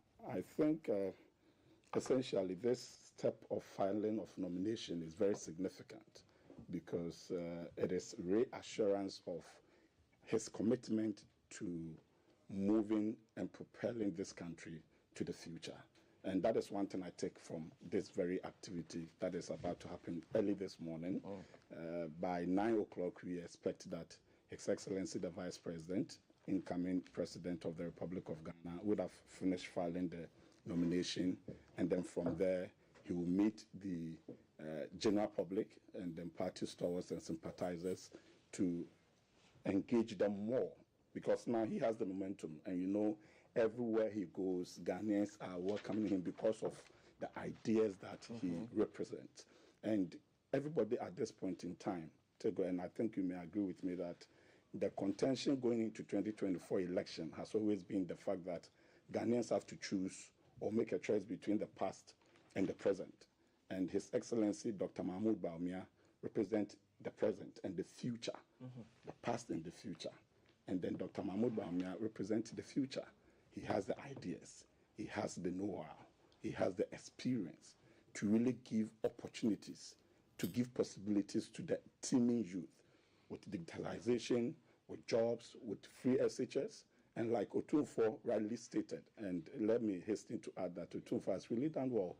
The participation in the festival in Central Region was very enormous and beautifully crowded in the sense that it shows how diverse and unified as a country we are, from our political differences through to our traditional setups and display. We are one body known as Ghana, and the people in there are known as Ghanaians, and that is very, very recommendable. That being said, he emphasized on the significance of free SHS. For now, this very government has been able to increase student enrollment at the secondary level from 800,000 to 1.4 million Ghanaians. So that is the achievement Dr. Mahamudu Bawumia wants to emphasize and consolidate. And between the NPP and the NDC, we all know that it is the NPP that can really drive home the free SHS idea. Now, even with the free SHS, we have over 500,000 new projects that have been undertaken or that have been constructed or established to augment the free SHS process. If you say new project, are you referring to infrastructure? Infrastructure development. And let me add that Get Fund as a state institution has really, really done well. And sometimes we should be able to single out some of these institutions and recommend them. These projects you just mentioned, what level or what stage of completion are they? Most of these projects are completed. The ICT centers, the STEM facilities like Bosomtwen, like Abombosu, like Pesempe in the northern region, all these facilities have been fully completed with students being enrolled and being put to use. When you go to, what is the name, the Kwadaso Creative Art School, it is there. When you go to the Bosomtwen STEM, it is there. All these institutions have been created. Apart from the usual bases, ICT centers, laboratory centers, every student is getting the benefit of the massive support from this government. Not only even at the secondary cycle, even at the basic level, people are receiving massive support from the government towards education. And that is why we believe that Bawumia is the only best person to represent the future for Ghanaians. All right, thank you very much. Let me bring on Philemon. Lawyer. Hi. Good morning once again. Good morning. What's on your mind this morning? Well, first of all, I must say good morning to the people of this country. His Excellency President Mahama comes with a message of hope, a message of credible leadership, proven leadership. He's a man that means his words, a man who says A, and the people of Ghana trust him because he will deliver on A, unlike others who have a litany of lies that characterize their personas. So President Mahama says good morning to the people of this country. Yes, later this afternoon, led by our chairman, General Asidu Nketia, we shall be filing the nomination forms of President Mahama. Is your candidate not in town? Oh, he's campaigning the wrong Afro region. Oh, he's campaigning. I read in this newspaper, I heard them say the vice president will be filing his at 9 p.m. Yes. 9 p.m. 9 p.m. By 9 a.m. That may be the devil's ink. But if it is true, then it's because he's just if it's true, by 9 a.m. effected the correction. If it is pardon true, the paper, it may be a typo. If it is true, it is because this government is always in the dark. Always in the dark. But back to it's good you qualified. If you qualified it, if it is true. Yes, but to the more important issues, and the more important issues are that I think that the people of this country have over the past few days expressed their anger in several ways about the menace of Galamsey. What this government has done over the past 7-8 years so far is that they take 2 steps forward and they take 10 steps back. That is what has characterized this government. The few gains they have had, they have retrogressed this country. On the specific issue of Galamsey, my brother, I see those 2 bottles of water, polluted water in front of you. Those are testaments to the menace of Galamsey. I also know that prior to 2017, January, when MPP took over, GBC never had bottles of water like this in front of for their morning show programs. It never was the case that you had contaminated, polluted, cyanide-infested water on your table. Do you want us to take them off? No, it's okay. It's good for the advocacy. What I'm just saying is that this did not exist in the time of the NDC. And it speaks to the fact that we have retrogressed in our fight against Galamsey. And when I speak about these issues, it's because I know that today, some innocent 22-year-old woman who lives in a mining community has given birth to a child who has 3 heads. 3 heads? Oh, they are there. You haven't heard the reports. Today, we have babies with cleft lips born in mining communities. Today, the incidence of cancer has risen in astronomical portions. And to add salt to injury, Kolebu Teaching Hospital, which is one of the few dialysis units in this country, has not been running for a long time. People are dying as a result of Galamsey. People are dying as a result of Galamsey. And all of this is because of the direct complicity of Alhaji Bawumia and Akufo-Addo. The overall governance of this Galamsey issue has been so pathetic. Beyond this, it's also about the quality of water we have to drink in this country. Today, we all worry about the quality of water we drink. We worry about it because the scientists are telling us that the cyanide has a certain permeating effect, that it's going to stay in the soil for a very long time with the potential of affecting all of us. And behind all of this, we have a few people in government who have profited. Are you aware of the recent report by the Fourth Estate? The Fourth Estate. They have they have done a painstaking investigation, and they've brought to the fore several members of this MPP government who are complicit in Galamsey and are mining in forest reserves. Know that Ghana is a signatory to several international treaties, part of which require that we preserve certain forests And it's not just for the benefit of Ghana, but it's for the ecological comfort of Africa and beyond. But this NPP government has its appointees mining in those forest reserves at the expense of not just Ghanaians, not just West Africans, not just Africans, but the whole world. Because climate change is something that requires global participation. You cannot, as a country, fold your hands and say, I'm not concerned about climate change, because it affects us all. So if every year, or you have that COP conference, the last one was in Dubai or so, you send over 500 delegation from Ghana government to all of these climate conferences, only to come back to Ghana and allow your people to mine in forest reserves. What are you saying? Is that not 2 steps forward, 10 steps back? You are looking at me like you don't believe the report I'm talking about. There's a specific example of Sampai. There's a specific example of Sampai. I mean, this is a matter. I'm in no position to deny or confirm. He's saying that it's a wild allegation. My brother from the NPP, Jesse, says make your point. It's a wild allegation. Jesse, don't dare me to straight proof. Just let your production team, let them look into the fourth estate. The report is there. Sampine has been mentioned. That report was tweeted here on Friday. Yeah, exactly. Yes. So the why you really say it's a wild allegation, it's a fact. And the fact is that members of the government are involved in Galamsey. So I think that overall it's about the effect this has on our country, especially water quality. I've always made the call that water is one of the most important resources we must protect and safeguard. Because at the rate at which water has been polluted in this country, very soon we are going to start importing water. And the painful thing is that those that have stolen the most, those that have been involved in Galamsey, members of this NPP government who have stolen, are the ones who have the resources to buy and import water. You and I, who are children of the most humble in society, may be the ones suffering the brunt of it. That's why the people of this country must rise up and reject this NPP. Because any further endorsement of this NPP government is an endorsement of Galamsey. It's an endorsement of kidney problems. It's an endorsement of cancer. It's an endorsement of water problems. One last point I think I should make. When you look at the NPP's record on water in this country, it's been pathetic. What has been their contribution in increasing water supply in this country? NDC in our government, we provided 77 million gallons of water in just Greater Accra. We solved the water problem in Chebi. Chebi, the president's hometown.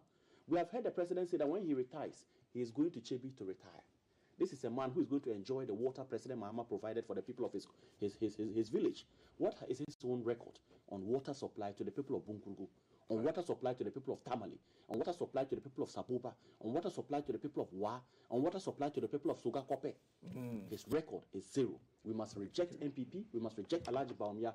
Any further endorsement. Thank you very much. It's an endorsement of federal negligent leadership. That will be the opening comment from lawyer Philemon, who represents the NDC at this table, and Kobas Imprimu representing the NPP. Let's come to this rather worrying story, and the question will be whether this is testament to a certain moral degradation in our society. On the page 2 of the new publisher, a story that broke last week, a very painful one for whoever is involved, the parents especially, and our condolence to them.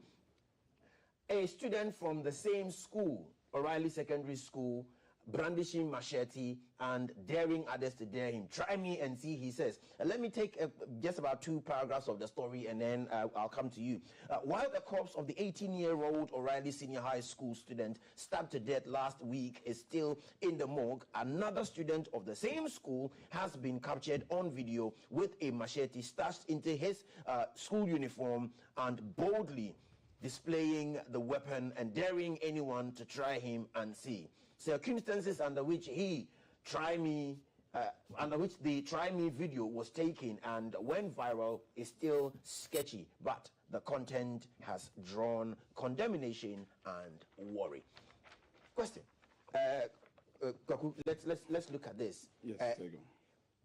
Is this a certain testimony or confirmation of moral degradation and the absolute diminishing of discipline in our schools? Okay, thank you. But Tego, please, before I touch on that question, I would want to ask whether you revisit the issue of Galamsey. If not, then just give me some few minutes to set some records straight. If time will permit us, we'll talk about Galamsey. Of course. So quickly, I would want to let viewers understand that when it comes to the records of showing government providing access to water. Please don't take us back. I'm not taking you back, but it will be very important that I set the record straight. If this is intended to be a rebuttal, okay, then maybe that's what you're trying to do. Yes, but insofar as Galamsey is concerned, you had your bite on it. We know that this very government has... And I hope I'll get the opportunity to rebut as well. It is a matter of time. So once we rebut, the show is stuck on Galamsey. And it is very, very important. It is important. It is important. But your point has been made already. This issue of O'Reilly students is very critical. It touches on the core of our moral, stature as a country. Yes. It is quite disheartening to get students at that tender age, even below 18, below 16 years, brandishing weapons, challenging each other, and daring to take the lives of others. That is very worrying. And I think as a country, we should bow our head down in shame. Should we bring back the cane? Should we bring back the cane into the classrooms? It is not necessarily about the cane, because I believe, even as it stands now, teachers and authorities of educational institutions have the power to punish. They have the power to debutanize. They have the power to sanction. They have the power to dismiss. They have the power to let students sign bond.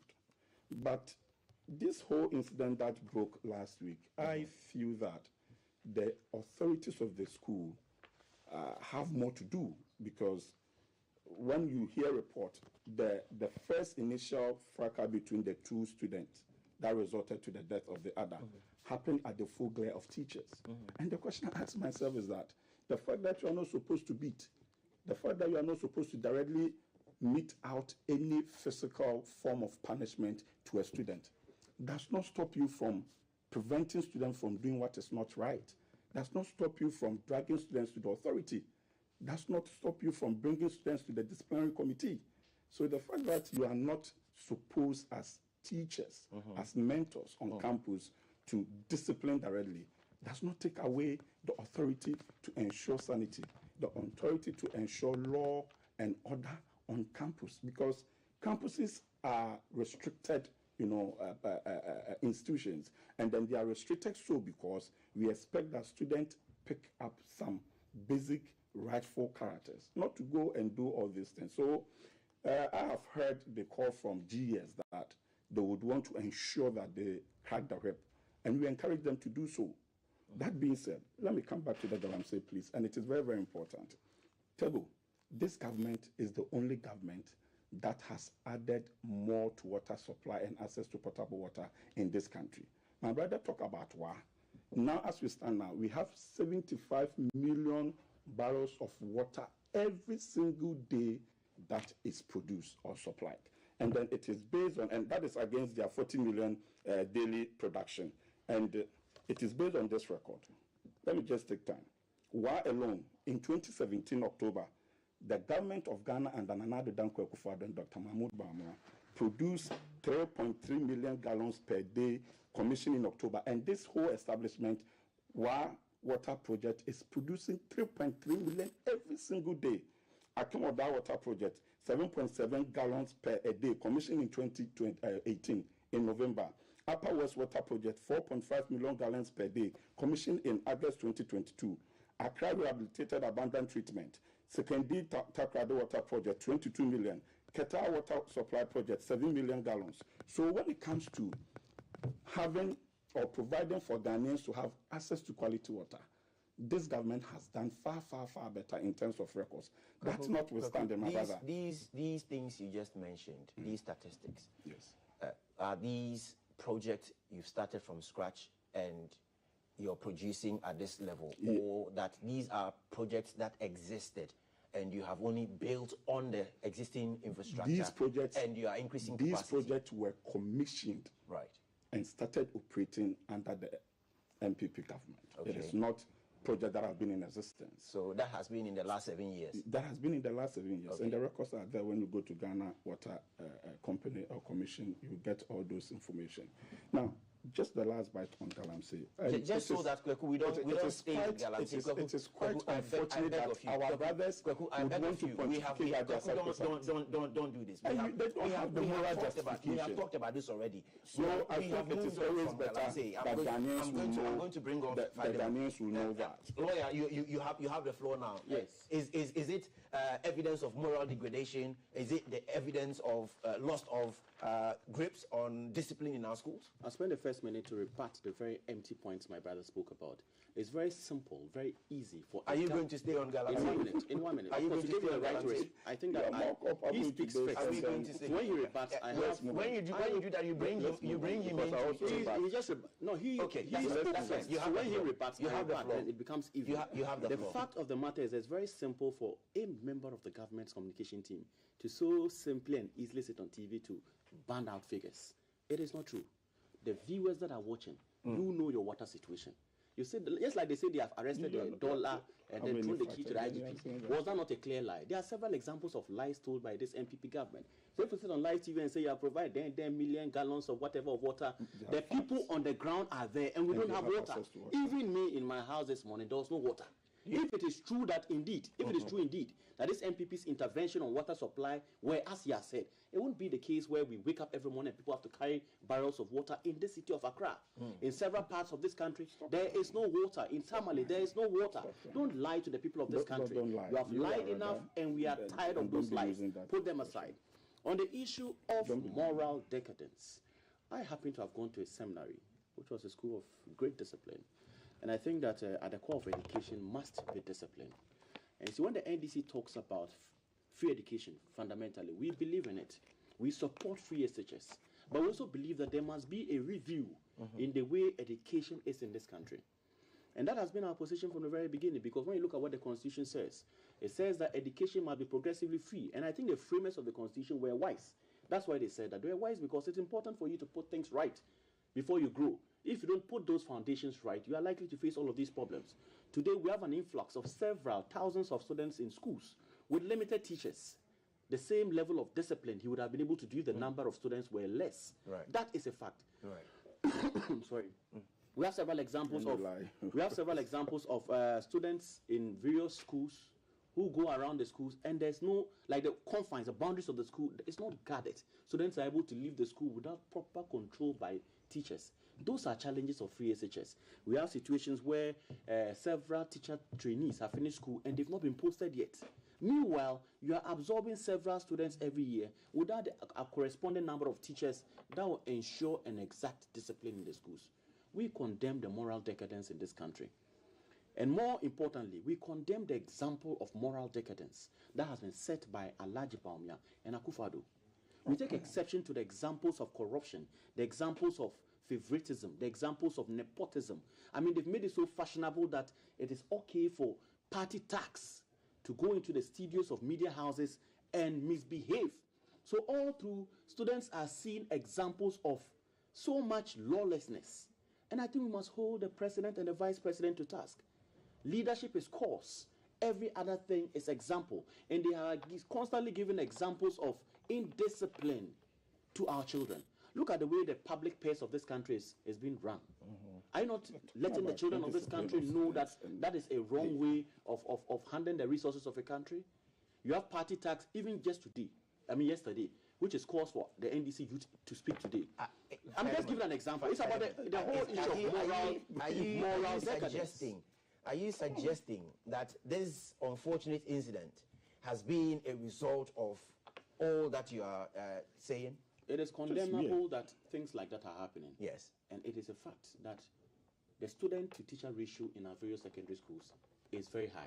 True or false? It is. So you have just one teacher to over hundreds of students. How is that one teacher able to supervise, monitor, and ensure discipline? That is a challenge of free SHS.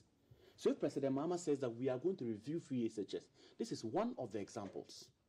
We must be able to employ more teachers, because the population of this country is increasing. We have more students from the junior high schools going to secondary schools. So if you have a school where teachers are not able to ensure discipline, we're going to see a situation where the moral decadence will go down. That is a fact. That is the promise of the NDC, that we shall review free SHS and employ more teachers. Remember, our record is that we build several community secondary schools all around. In the next phase, we are building better facilities, more dining facilities, more hostel facilities, accommodation facilities, and all of that, to ensure that as many students as are able to get into secondary schools, we have as many teachers that are able to ensure discipline.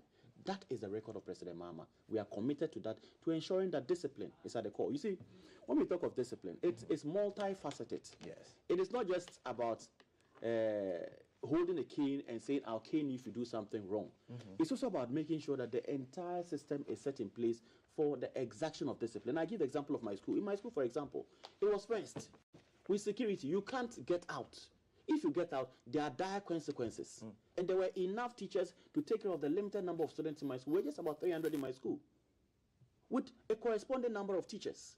So if you have secondary school fashioned in such a way that you have teachers that are able to monitor, you have security that monitors and takes care of the children, we will avoid all of these things. And you see, let's not be shambolic in the way we go about our things. Ghana is a country of excellence. Ghana is a country of Nkrumah. Ghana is a country of Rawlings. Ghana is a country of Mahama. We believe in excellence, and that is what must be at the core of our governance. We are tired of the very lazy ways this MPP government has gone about the governance of this country. And let me reiterate that when the head is so corrupt and rotten, it gives an example for the rest of us to follow. And this MPP government for the last 7-8 years have given us nothing but examples of corruption, nothing but examples of nepotism, nothing but examples of lawlessness and economic mismanagement, nothing but the vandalization of media houses.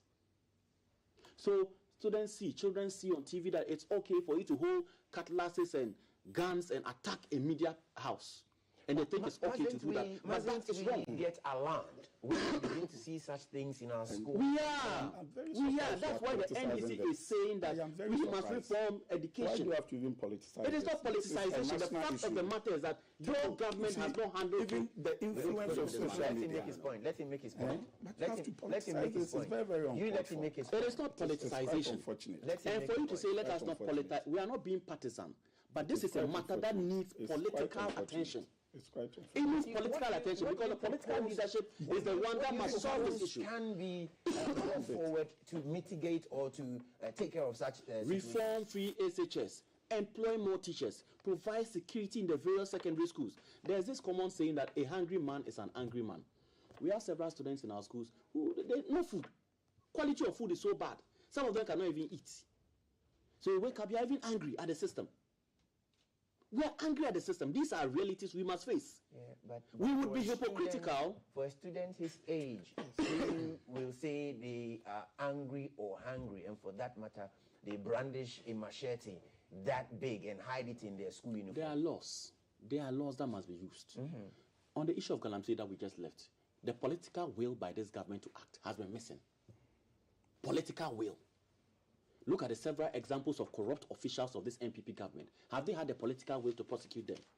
Do you trust them that they will exercise the political will to ensure that children who misbehave like this are also dealt with? Do you think this MPP government can do that?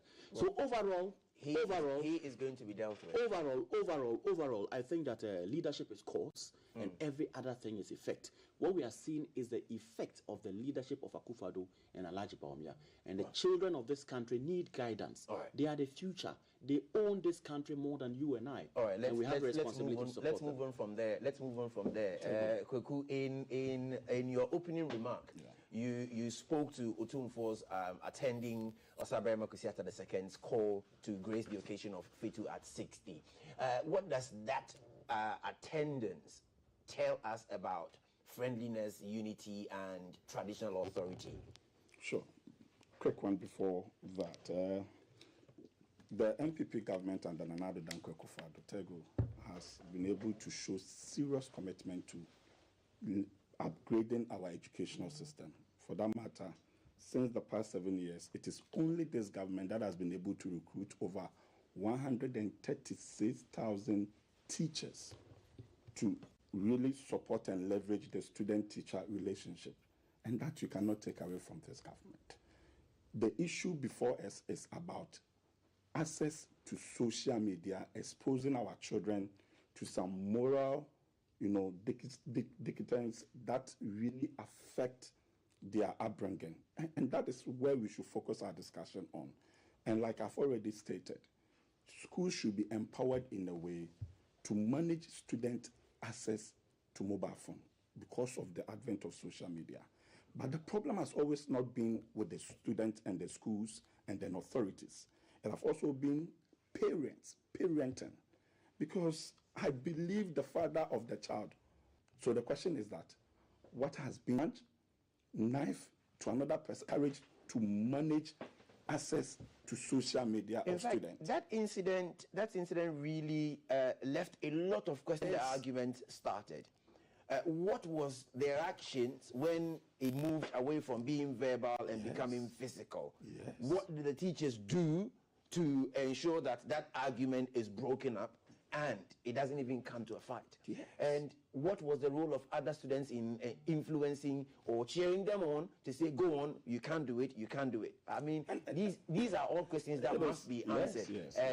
These must be some of the ways we look at the whole of this incident. But yeah, that has happened. It's unfortunate. It's quite unfortunate. Authorities have taken over and investigations will be carried out. Just a small addition. You see, when you talk about you tout your record in employing teachers. I am on the teachers when the thing was happening. When the fight was going on, teachers for 3 months. Yeah, so those are the challenges. You said that there was no talk. You couldn't do that, and which is very, very unfortunate. With me is Philemon of the NDC and Kweku from the NPP. You can also join us via text. Number is 05555 61034. And please make your message brief and straight to the point so that we're able to read it. And please, by all means, if you're sending it, make sure that it is one that is friendly, so that at least it won't cause us any issues after we've read it. I see Jay Gabra by the screen. Jay, do we have any messages? Yeah, good morning, Alan, and good morning to your wonderful guest. I was just going through them to see if they are palatable, like you were saying. Sure. And then you call me on the spot. So let's go to the very first one. This one says, good morning to you. The Electoral Commission must implement rigorous measures to verify the authenticity of voter registrations. This includes conducting regular audits of the voter register to identify and remove any duplicate names or ghost names. Additionally, the Commission should collaborate with other government agencies to cross-check voter registration data with other databases to ensure accuracy and integrity. This from Aaron Babako Kokomisa. He's from Accra. And this one says, please, the NDC don't have any good things to offer Ghanaians. I don't think that's sanitary enough, so we'll be moving forward. Morning musings, that's not what we are looking for this morning. Okay, this one is also a little... okay. Some of the messages, most of them, it's not very appealing for us, so I'm not able to read them on air. So please, make sure your comments are very sanitary before we can read them out. Otherwise... Okay, so this one says, I don't know why journalists in Ghana ask politicians questions that will give them room to play politics with problems confronting our nation. Now, media houses are politically and tribalistic bias. Yeah. Alan, is that true? Well, that's his view. Okay. So, so Shalom said, have you heard from the child rights director or the amnesty rep of this country since the O'Reilly stabbing issue happened? Frank the Jew, yes. Papa BCU has a long message, says, many mistakes by the AC are really grievous and therefore a serious danger to our democracy. Aside those mistakes, just check the AC's machines found in the hands of someone in Sawam in the eastern region. To cut a long story short, thank you for that. If the AC is refusing for an independent forensic audit, then injunction must be initiated on this corrupt voter register till the right thing is done. BCU from Accra. Mercy says, God bless you for your good work, and a very long message over there. Mercy, thank you for your message, but unfortunately, it's too long. Good morning. Good morning, GTV. Please ask Philemon if he knows that the free SHS is a constitutional provision where he when his party were marching on a very hot sun singing free education is the 419. This is coming from Alaji S. Kalu from Nararugu. On the part of the school indiscipline, there were students routes in Nararugu Senior High School where Philemon's father was teaching in 2010, and that was under NDC. I don't know if you want to respond to that message. Maybe since he's personalized, I'll give you the opportunity to respond. To respond to what? He's made some allegations about your marching against free SHS.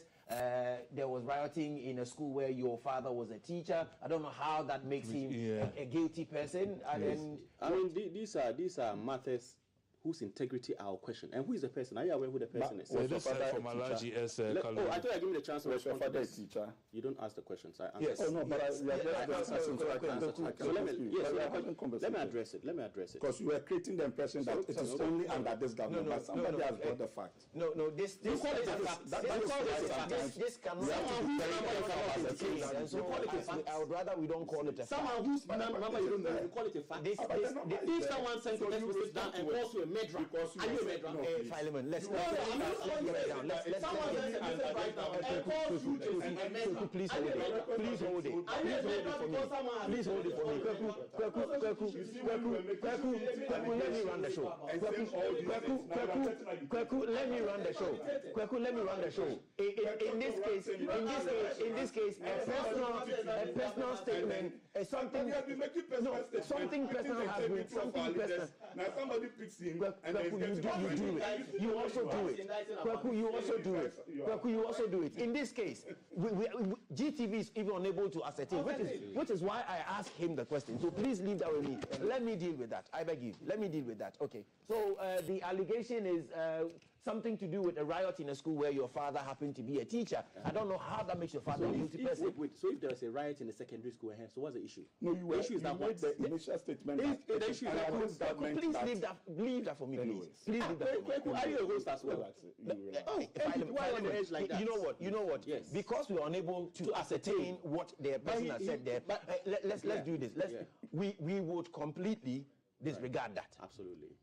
Because personally, I won't be able to confirm what he has just said. Right. And I don't know how your father being a teacher makes him a guilty party in a demonstration that was orchestrated by students. Right. And so let's leave it there and move on from there. Now, we're talking about Otumfuo attending FETU at 60. Right. And what lessons or what that posturing should tell us in terms of traditional authority and relationships. No, for me, on any day, I respect Nana Santana. I worked with him very closely in 2011, 2012, when I was SRC president at KNUSC. He was chancellor of KNUSC. So I've worked with him very closely.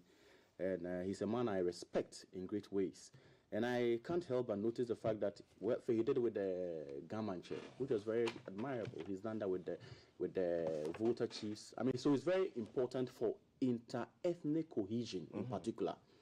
Because we have people that would speak to division in the name of, I come from this part of this country, you come from that part, we are not together. But this example by Nana Santene shows that there's some effort by leaders at the top to give examples of cohesion amongst our people. So it's important. Also for the display of some of the things we heard that happened because we're on the grounds. I'm aware that when a certain political leader got there, he was booed because the people of Cape Coast asked him the question. You told us you were building an airport for the people of Cape Coast. Where is the airport, Alaji Bawumia? We heard that. We heard that. They asked him, where is the airport? Let me say this. I was on the ground. I was there when Otumfuo arrived from Thursday morning, and I left there last dawn. Or this dawn. And so I would beg of you. I beg you. No, I think that amounts to running national commentary. That amounts to censorship. Telling me what to say. Everything I say, at no point. At no point. Let me make my I was running national commentary. Listen. Yes, if you confirm it because I was there. The MPP were asked to drop their party flags. Well, fine. That one you saw. I didn't even see that part. But you saw that part. Parties were asked to drop their party flags. Please, let's not. Every point I make on this platform is mine and not GDC's. Yeah, but we have fixed signals. We fixed signals. Viewers to ensure that. And that's the fact that, as far as your comment is concerned, whatever you're the people of Cape Coast, I heard people in Cape Coast ask Alaji Bawumia, you promised us an airport. Where is it? They asked him. They asked Alaji Bawumia, where is the airport? And he could not answer because he lied. Oh, please. He lied that he was going to provide an airport for the people of Cape Coast, and when he was asked and hooted that, he had nothing to say. That is a fact. You cannot allow him to make these frivolous allegations. That is very, very unfortunate. When somebody picked you on your father, you even fail to even I'm throwing a direct question to you. And that is very, very unfortunate. Alaji Bawumia don't make a promise to the people of Cape Coast that he will build an airport. That is very, very unfortunate. Yes. I asked the question. Exactly. So this is rhetorical anyway. You don't have to answer. It's rhetorical. He did. And he could not live by that. He could not. So those are the realities. Thank you very much. And so, brief before I wrap up on this morning's headlines. Let's go to Cape Coast briefly. You know Otumfuo arrived in a palanquin. Otumfuo's arrival in Cape Coast for the Fetu Afashe celebration, and in that style, happened to be the first in 200 years. Yes, you heard it here. Happened to be the first in 200 years. And the beauty of what we saw in Cape Coast is testament to building breakfast. Coming up after the headlines will be birthday diaries. On my show run, I have birthday diaries, which I'm sure Jay Gabra will have something to do with, or Maltiti. And that will be it for the morning's headlines. My name has been Daryl Alantego. My guest has been lawyer Philemon La, who represents the NDC, a member of the National Communication Team, and Kweku Jesse Ekwoba Simprimu, a member of the National Communications Team of the NPP. Kweku, anyway, I open with you, and so in any case, I thought you would have been given the equal opportunity. So you go to him, you come to me. Kweku, I gave each one of you. I gave each one of you perfect and equal timing. And so I open the show with you. I will not end the show on you. I beg you. Thank you very much anyway. This has been GTV Breakfast Headlines. My name is Daryl Alan Tego. Thank you so very much. Keep on watching GTV Breakfast. And before I go, let me say a special thank you to my host in Cape Coast, Poco View. Eunice was brilliant. She ensured that my stay was comfortable. Eunice, thank you very much for hosting me. Thank you.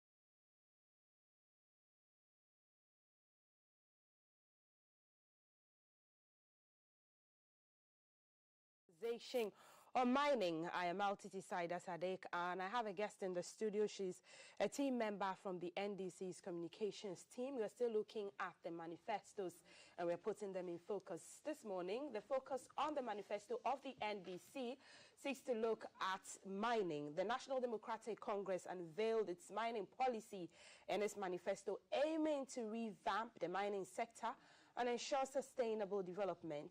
This morning, we'll break all of that down, look at the strategies, the potentials, and the impact of that industry to Ghana's GDP and Ghana's growth.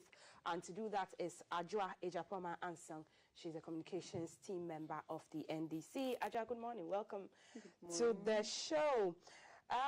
Quite a lot I'm seeing in the manifesto on the page where the mining is promotion of, small-scale mining. There's going to be medium, there's going to be large. There's going to be exploration of lithium and other mineral resources.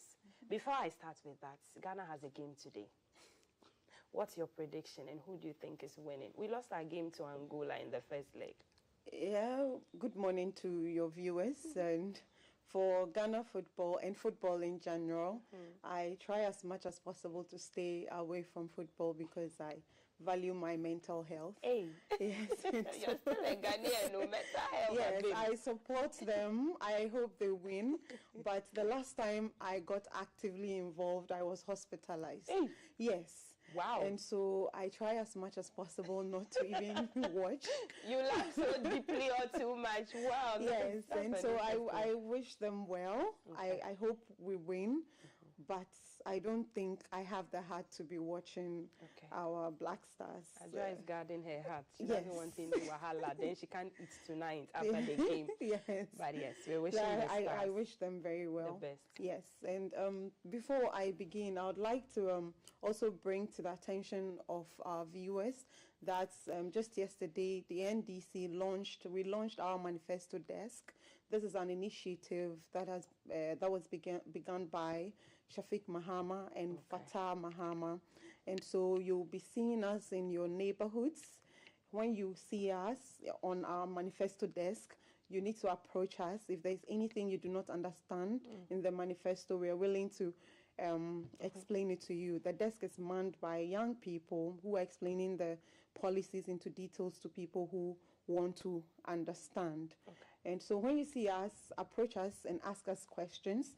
It is we are attempting to bring the policies to the doorsteps of people, because we understand that it's not everybody who will watch television or listen to radio. So we are there to work for you and with you. So it's a door-to-door manifesto, spreading it across. And also, I think it is important to mention that the person that was slated for this program was my boss, Dr. Tony Obin, but he's been taken away by other engagements. And so I will sit in.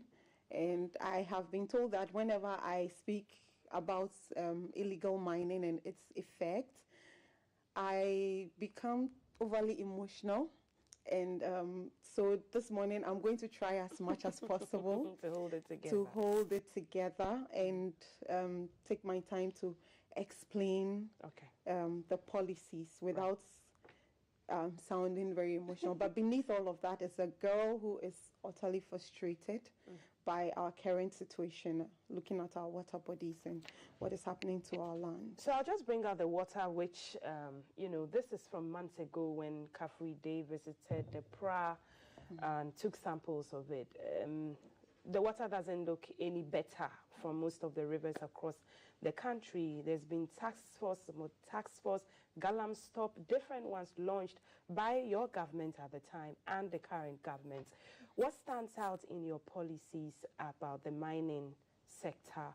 And maybe we can start with Galamsey before we break it all down. Yes. Thank you. Whenever I have to discuss this topic, I often say that when we talk about Galamsey, I always want to bring the distinction between the small-scale mining and Galamsey. Galamsey is illegal mining. People mining haphazardly and everywhere and anywhere without care for who it affects. And for small-scale mining, it is regulated or is supposed to be regulated, and so it makes it legal. And I always say that the problem of Galamsey did not start just from 2017. I think it would be disingenuous to say that the Galamsey just began when this government came into power. Right. We have had issues with Galamsey from time immemorial, and even for some of us who have not lived that long yet, we can pick it from our historic legal framework that we have seen. We've seen certain ordinances that was passed, even in colonial days, trying to stop these illegal miners.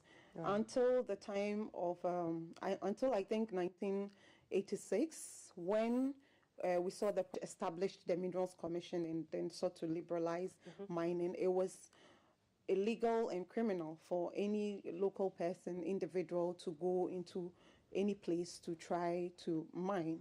And so that was kind of the beginning of indigenous people partaking in the enjoyment of our natural resources, and of course these resources were placed in the soil and in all these places for our enjoyment. And I think successive governments have tried to ensure that the local people enjoy or partake in this sector, not just gold mining, oil and all the extractive industry. And so you see, we've done the local content laws that provides for the local people to also partake, although we do not have the heavy machinery to engage in such activity.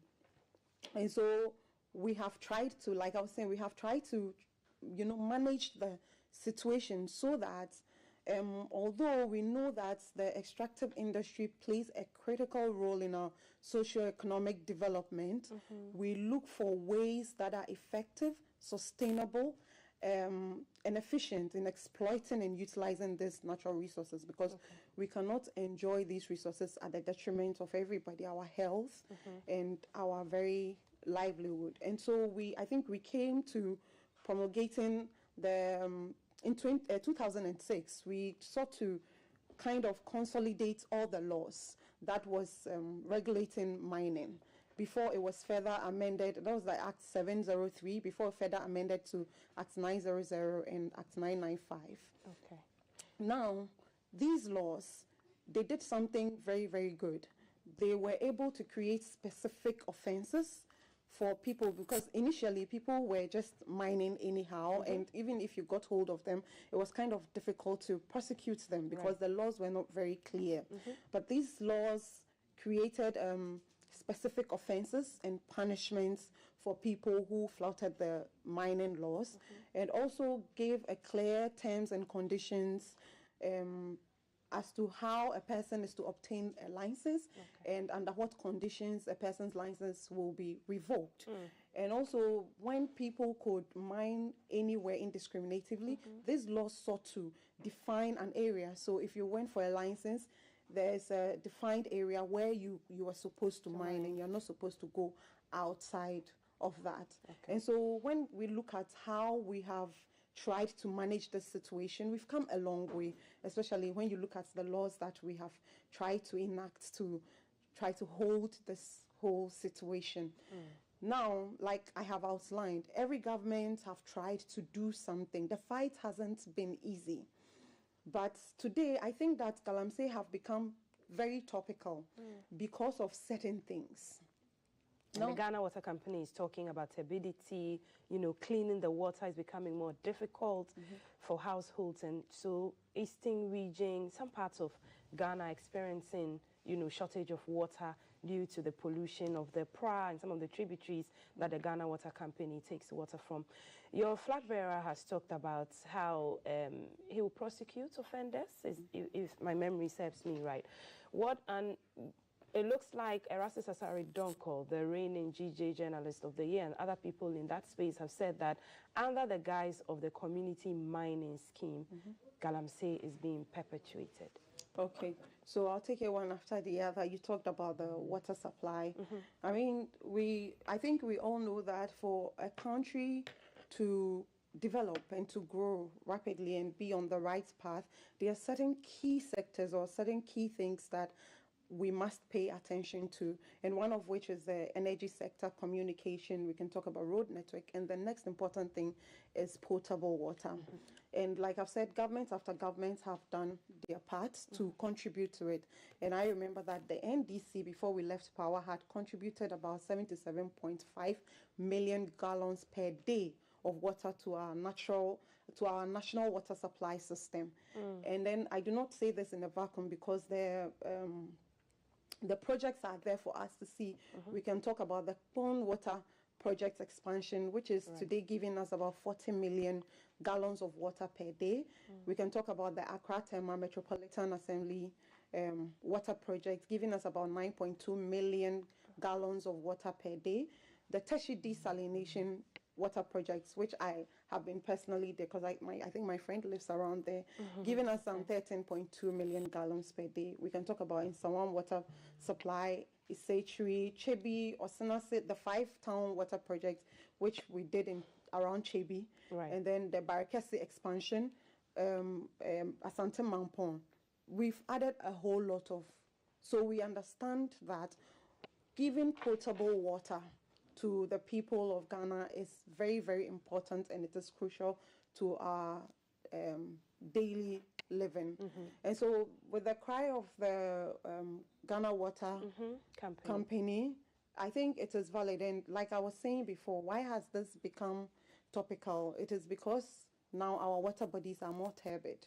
The turbidity levels are going up, which means that there are people in our water bodies mining, or riverbanks mining, or people who have directed tailings into the water and washing gold. So now, what's the alternative that the NDC will provide? Because Ghana is the leading exporter of gold currently, and is that a price we have to pay? Well, we have said that we can still mine gold without killing everybody. Yes, and in our time, we also try to fight. Some of the ways we tried, I think we started with using the military and, trying to force people, seizing the excavators and all of that. We've tried that. So we thought that the NPP was going to learn from some of these things, and then maybe find, like with the necessary modification, try to fight. But it appears, or it happened that they couldn't even engage in the fights, because then they will be fighting against themselves. And when I speak like this, I make reference to the Frimpong Boateng, Professor Frimpong Boateng report, and even the recent reports by the Fourth Estate. And these reports are damning, and it's very indicting on the government. And we are seeing that even government officials are complicit in this, destruction and wanton dissipation of our natural resources. And so the NDC has crafted some policies, which we would use in. First, we must know that we have a legacy problem. The NDC in 2025 will be inheriting a legacy problem. That is that there are some lands that have been destroyed, the water bodies that have been destroyed, that we need to pay attention to. And also we'll be solving the problem of regulating this mining industry and making sure that, small scale miners, and making sure that people are not taken out of their livelihoods. So I think that when you look at our manifesto on mining, we have talked about recategorizing the mining industry. So for recategorizing, we have said that initially currently we have the small scale mining and the large scale mining. For large scale miners, I do not think we have problems with large scale miners, because they are large companies, and then they are regulated properly. They're easily, and so, and also because of reputational problems, they try to do the right thing, once they are called out. But what has been the problem is the small scale miners. And we have seen that although there are some group of people who claim they are small scale mining, the kind of earth moving equipment they use in their activity it cannot be categorized as small-scale mining. Okay. I think that it transcends that. You cannot place them under small-scale mining, neither can you put them in a large-scale mining. And so regulating them becomes very difficult. And so we are proposing that when we come into power, we are going to first start by recategorizing these small scale, medium scale, but they're all together, so they look like it's a whole lot of people in the industry. Right. But the moment we divide them into groups, then there will be smaller groups for us to manage effectively. Okay. And talk to us about the earth moving machines. So what are you going to do? Are you going to also resource them, those in between, the small ones? I'm seeing something about tracking them as well with AI. Yes, and so like I mentioned earlier, some of the problems are that somebody with a prospecting license will enter into a forest reserve. And I forgot to mention the recent LI passed, LI 2462, which allowed people to enter into our forest reserve to mine. I think that it's, I do not think that it was a very good, kind of LI to allow people to enter into our forest reserve. So now what they do is when they enter into the forest, because they have an entry permit and an exploration permit, they enter in there and then they dig anywhere and everywhere. And that is problematic. First, we are going to make sure that that does not happen. You're going to work on the legislation? Yes, a complete ban on people entering our forest reserves. For the water bodies is an already existing law. So we're just going to enforce that so that people do not have access to our river bodies. So the moment you're seen on the water, you're already committing an offense. We do not need to see your license. We do not need to see any authorization documents. It is a crime. Right. But for the forest reserves, we're going to place a complete ban on it. So people get these licenses and then they enter and dig anywhere. So what we are going to do with that is that we're going to do what we call geofencing with technology. So your equipment are being tracked and then they are going to be mapped in a particular space where you have been given access to conduct your mining. So that the moment your equipment moves out of those parameters, we will be alerted. Right. Yes, and so that is how we intend to. And we who are trying using, to. which enforcement agencies are going to be doing? We'll still use our existing enforcement agencies, but we understand that where there are too many human interventions, there is room for some sort of corruption and some sort of underhand dealings, and so we are also going to introduce technology so that people can monitor those on the grounds in the forest. While they are working. So that is what it means by using AI or using technology to track or to help with this galamsey menace. Okay, I'm seeing something about strengthening the capacity of mining regulatory institutions to enforce efficient, effective regulatory operations, to turn around the times and engage with stakeholders effectively. So is that the chiefs that are in mining areas, how the mining areas are even accessible, and institutions like the Minerals Commission you mentioned? Yes, and so like I said, the issue of galamsey is not just like a legal one. There's a socioeconomic aspect to it, there's a cultural aspect, there's a political aspect to it. And so we cannot close our eyes to all these other stakeholders when we want to mine. And the way our land system is in Ghana, we have lands that belongs to chiefs, lands that belongs to families, and some that belongs to the states and individuals. And so if you want to engage in such activities, although the Constitution states clearly that the natural resources are vested in the President for and on behalf of the people of Ghana. And so even if you own the surface of the land, you do not necessarily own the natural resources that are embedded in the land. But we cannot also overlook the fact that there are still stakeholders, people who are owners of the surface of the land, and the governments through the Minerals Commission who own the minerals in the land. And so it is imperative that we engage all these people and ensure that the right thing is being done. 12 talks about introducing a system of offset programs that are set aside that will set aside part of the royalties due to the government for direct leverage on infrastructure development in these mining areas, and also talk to us about reclamation of the land you mentioned. Yes.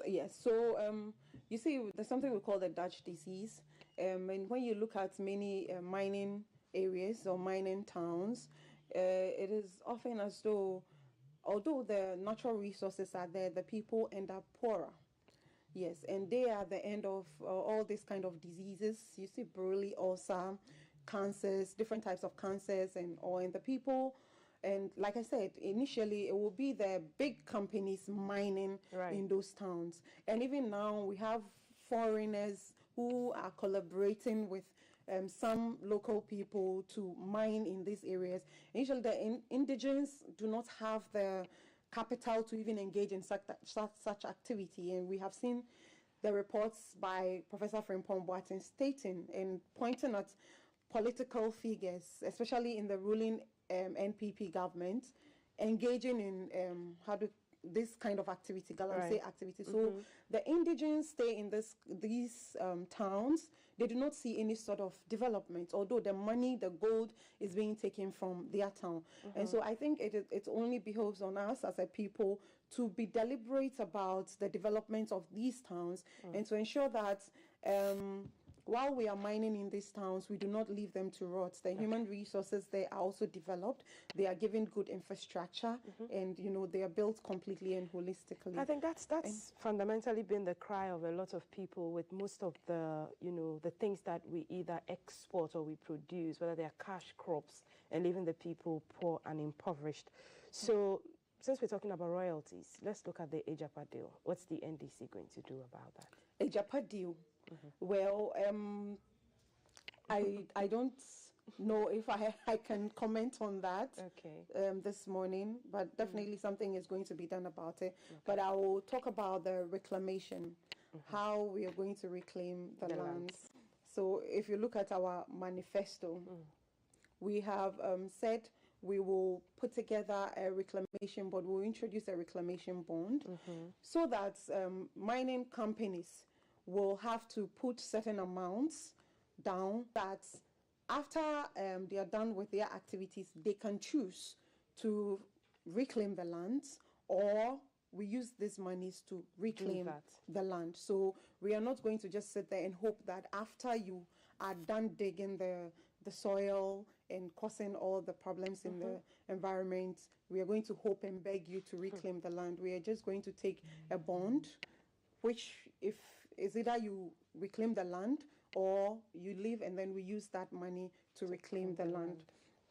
And we have said that when I was talking earlier, I mentioned that we are going to be faced with two types of problems. That is making sure that we regulate the mining sector properly in a way that is effective, efficient, and sustainable for all of us as a people. And also dealing with the legacy problem that has been left. Yeah, we need the sediments in our water bodies to recede so that we have clear water. We need to treat our water, and we need to reclaim some of these lands. So what are you going to do? Are you going to put a 10-year ban on mining entirely, allow the water bodies go back to normal? Okay, so what we are going to do, we call it a Tree for Life initiative and a Blue Water initiative. And as part of the Blue Water initiative, we are going to enforce, as I mentioned earlier, the laws that prevent individuals from mining in water bodies or mining at river banks or directing their tailings into the water bodies so that these sediments in the water can have time to recede. So already it is not lawful for you to mine in the water body. So we are going to enforce that law, and we're going to liaise with experts and people from CSIR and the people with the technical know-how to help in purifying these water bodies so that it can fasten. And for the lands, a Tree for Life, we are also going to liaise with technical people. We're going to plant trees. In our manifesto, you would see that the major trees that we are saying we are going to cultivate are cotton, cocoa. Cotton? Cotton. Back in the north, you're going to revive the cotton industry. The cotton, we're going to use cotton. We're going to use cocoa, oil palm, and rubber plantation. So we're going to use cotton and rubber plantation, at least from my little understanding in my class, in my high school agricultural class. Not the law class. Agricultural class. I know that these rubber plantation and cotton plants have what we call the tap root, the kind of roots that is able to tap into the horizon of the soil. It's able to remove toxins from the soil.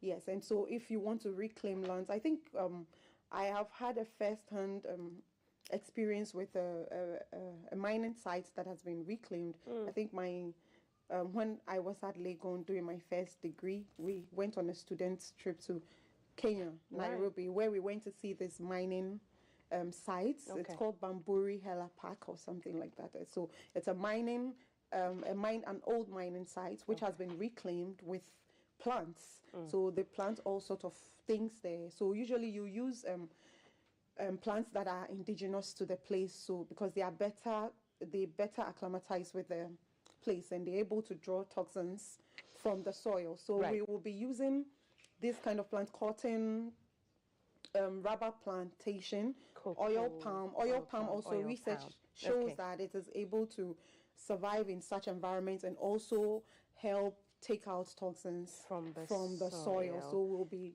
leveraging heavily on such plants to help. So that's on reclamation, and I guess that goes even into climate change and all of that, water bodies. Yes. Now you're setting up a Ghana Gold Board. Yes. Gold Board to regulate the small-scale mining sector. This board will restructure the small-scale mining sector.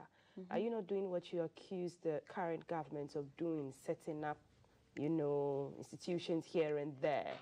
What's different about this Gold Board when the Minerals Commission is also there? Minerals Commission, okay, so they will be assisting the Minerals Commission, but I don't know if you saw, if you've gone through recently the Professor Frimpong Boateng reports and the kind of challenges he cites with the Minerals Commission, especially the inspectorate directorates in the Minerals Commission. There's many challenges. So we will have to strengthen these institutions, all right, but it will also help to have a gold board that will regulate small-scale mining, specifically small-scale mining and the medium-scale mining, yes, so that we have like a direct control over what their activities are, because we know that the Minerals Commission also takes care of other things.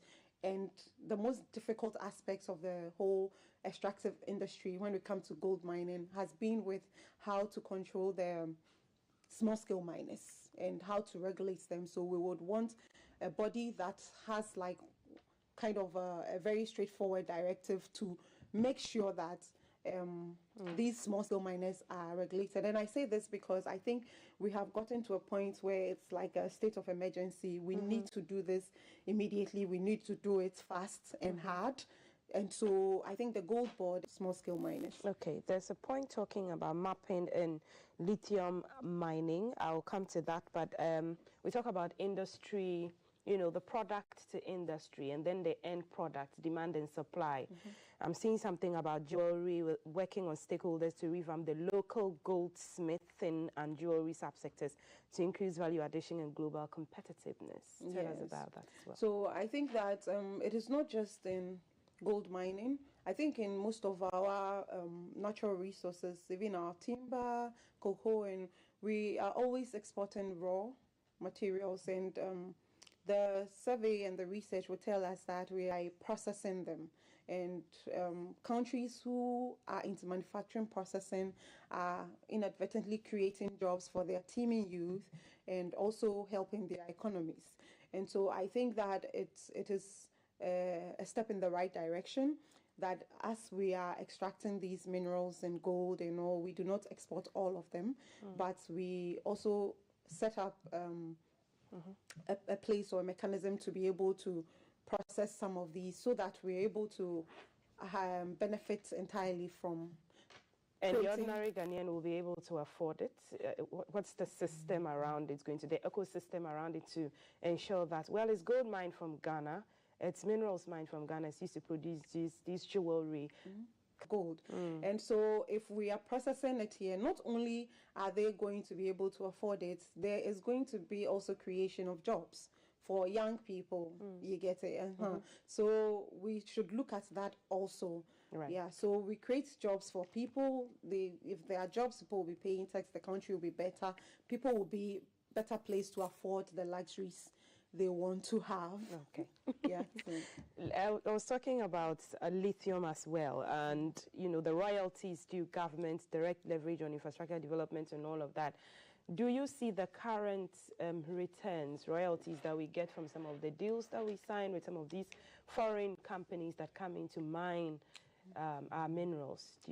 How do you see it, and what are you going to do as a party? Well, it is sad. It is sad. I think the little reading I have done on some of our percentages in these concessions is really sad. So you can have a whole gold mine and Ghana is not benefiting much from it. But I believe all that has to do with the power of negotiation and how our leaders will be able to negotiate some of these agreements on our behalf. And I have confidence in the NDC that His Excellency John Dramani Mahama, come 2025, with the benefits of hindsight and experience, will be in a better position with other leaders to negotiate properly for us. And so also it is why it is important that we take a very critical look at our small-scale mining and medium-scale mining, because they also contribute enormously to our local economies, And so as we are looking at negotiating better deals with large-scale miners, we can also be looking at how to make the small-scale and medium-scale better so that we can increase our benefits in this mining industry. Right.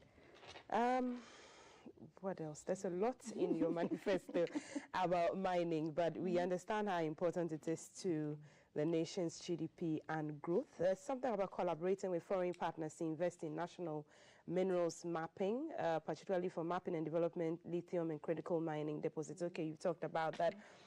Enhance the capacity of the Minerals Commission. We've talked about that. Is there something else in the 18 or more points that we're missing here? I see salt mining, but yes.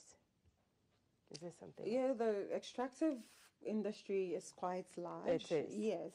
And so not only will we be doing gold mining, we'll be doing salt mining. We have some sites in there, is it Adam or something? We also get salt from the sea.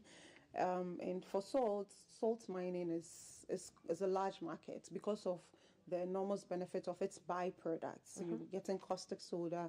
We use some of its byproducts in aluminium production and medicines and all of that. And so that's an industry we will be looking at also critically. And it's an industry that, even though not much talked about, we have had in the past ruckus between community members and some companies who have come to mine the salt and what they are supposed to benefit from this. Yes, and so I think all of that needs to be looked at.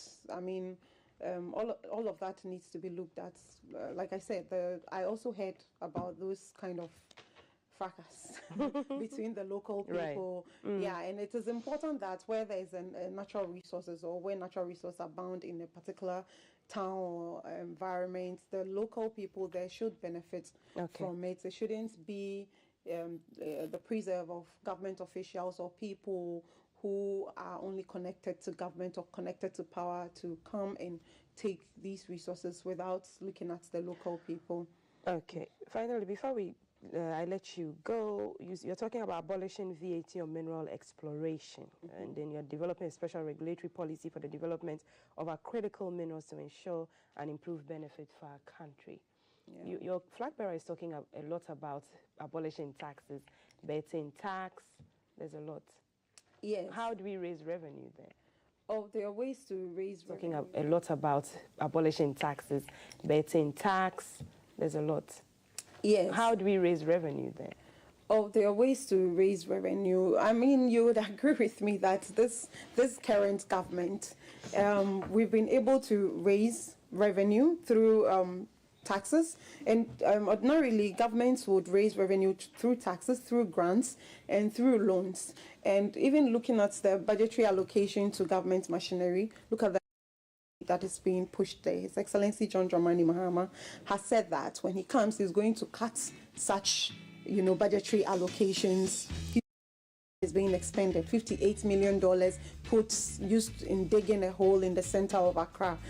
We are with a government that has, have had access to a lot of money, but we are only here because we have not been able to spend the money well and critically. And so when His Excellency John Dramani Mahama says he's going to abolish certain taxes, it is because those taxes, I would say, are nuisance taxes. And before we write our manifesto, we go on tours. So we've been on the listening tour, the Building Ghana Together tour, and these are some of the concerns of the people. Okay. If I'm going into a place for exploration and you put taxes on it, it is why people even engage in some of these is because it becomes extremely expensive to even obtain the exploration license, and you do not even know if you're going to find gold or you're going to find anything. So it makes it easier for people in the industry to be able to, abide by the rules. Okay. Thank you, Adjoa. We'll have to leave it here, but that's quite a lot unpacked on the NDC's manifesto on mining and the policies. I've been speaking to Adjoa Ejapoma Ansong. She's communications team member from the NDC, and that's all you need to know. You can watch it again on GTV Ghana. We streamed live there. The show is brought to you by Awake Purified Drinking Water, Medimosis, and Virtual Sound. I am Altiti Saida Sadek. Stay tuned for a next conversation on the National Service posting. From GBC Studio One, this is the Breakfast Show. Hey,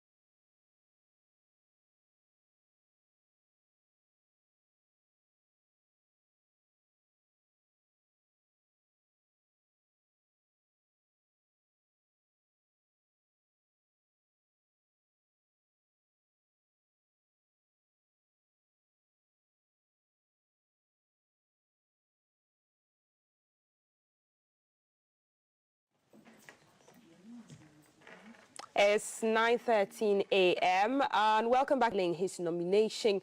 And so those are the scenes coming to you live from the Electoral Commission's headquarters. The nomination filing of the Vice President, Dr. Mahmoud Bawumia, on your screen now.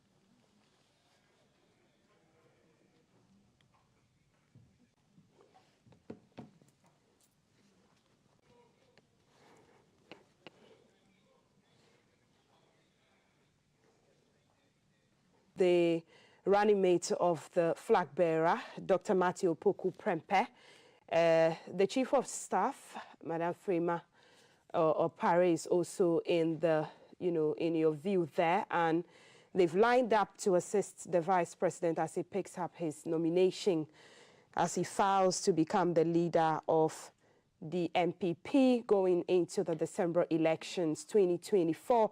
So these are live scenes from the Electoral Commission's headquarters. That's the entourage that has gone with the Vice President for him to pick up his nomination form and file to lead the party to the elections in December. With him as his running mate, his wife, the Chief of Staff, and some other key figures in the New Patriotic Party there at the headquarters. And so GTV is bringing to you live coverage. This will be live on our other channel, that's GBC News, and so you can watch the entire nation also filing their nomination. We'll bring you all of that on our 2024 election Ghana Wins coverage. Now let's talk about the National Service Authority and scheme, because it has recently released its latest postings, assigning thousands of national service personnel for various institutions and regions across the country. Now with this sometimes comes a mix of excitement and anxiety for national service personnel. This morning, we want to delve into the posting process, what to expect, how to make most of the national service experience. And to help us do this in the studio is the Director of Corporate Affairs of the National Service Authority, Mr. Armstrong Esa. Mr. Esa, good morning. Welcome back to the show. Yeah, good morning. I'm saying you're probably the favorite man of the, the service personnel this morning. They want to hear from you. They've received their postings. If there are any skirmishes, they want clarification. And if you do, send us your thoughts, your comments, your questions on our WhatsApp number 055-556-1034. This is live on GTV Ghana on Facebook and on YouTube at the GBC Ghana. Mr. Esa, walk us through the NSS posting process. How is the posting done? What do they choose? How many choices do they have? And how is the posting done? Yes, so thank you, and greetings from Honorable Sesibe, the freshest Director General in Ghana. The scheme recently acquired the Status Authority, and he says that it should GTV has always been part of the NSS, and we'll be expecting to do more shows and more interviews with you. Right. And first of all, I need to say good morning to the thousands of personnel watching, those exiting, and the prospective. They are all watching. I know GTV is one of their favorite destinations when it comes to TV. I greet all of them. I bring 406,223 university graduates to begin their national service for 2024-2025 service year. We've indicated in the release that certainly some kind of mop-up will be done after the official release. And so the number is likely to go up. Certainly it will go up because there are few probably who were not assigned because of some challenges, and those people would also be posted in due course. It's important we get to know exactly who and who we have posted. First category of the personnel we have posted are the 2024 university graduate. Ghanaian graduate who have just exited or completed their tertiary institutions. And those people, we received the class list from the universities, so we've duly posted them. The second group of people we've posted are the Ghanaians who schooled abroad and have completed their courses successfully, and they've come back home. Those who enrolled with us are also part of the 106,000 we have released. Again, there are some Ghanaians who also finished their tertiary institution some years ago, and because of some reason, due to one or two reasons, were unable to do their national service. Right. All those who enrolled, who registered, categories of people we have posted. And so there's a process they need to go through, and that is what we call the validation process. What it means is that anybody who has been posted and has received the confirmation message on their phone certainly will have to log on to the authorities' website to check your placement. If you've been placed at GTV, you have to download your appointment letter, and that can be done from Thursday, September 12th. And once you get the appointment letter downloaded, first of all, you have to take it to the user agency. If it's GTV, you have to bring it here for the HR or the whoever designated to do that, to minute on your appointment letter that you've been accepted to come and do your service. In that case, go back to the NSS regional office for the validation. We have put in place this measure to control the numbers that would troop. But the most exciting aspect of Excellency, the Vice President of the National Service Authority, we'll go there, because a lot has been achieved under digitalization. So we'll go there. And so we want to assure all our personnel, the prospective service personnel watching, that when it comes to the validation, it will not take more than 30 minutes of the appointment letter, which has been signed by the user agency, which you took to the registration center, and then also signed by the NSS official there. Then you take it back to the user agency, National Service. And so briefly about the processes they're supposed to go through and what has been captured in the release that Honorable SSBNP brought out last week. Amazing. What influences the allocation of? So there are a lot of factors that the management of the scheme considers in posting the personnel. First and most important is the background, various courses, those who did accounting, journalism, and then look at the road authority looks at. And another major factor the scheme looks at is the request from organization with this registration number to be put. To tell us, we want is you give the opportunity or the discretion to the important factor we look at is what we call management of the scheme, led by Honorable SSBN with Office of the President, so that of the state where we need to deploy. So the people who need more labor force. Yeah, planting for food and jobs. And so these are some of the critical areas we look at in deployment. What support systems are in place also for the service personnel, and even how does the service ensure transparency and fairness? Are there cases that an accountant ends up in? I said there are a lot of factors we consider in doing the deployment. Obviously, if you do analysis, I came with some statistics. If you look at the you match them against the industry analysis. We look at the analysis. My dear, it's worrying to see that a lot of our personnel are focusing on industry. But there are some courses, very promising prospect for those who are doing petrochemical engineering. Very petrochemical engineering.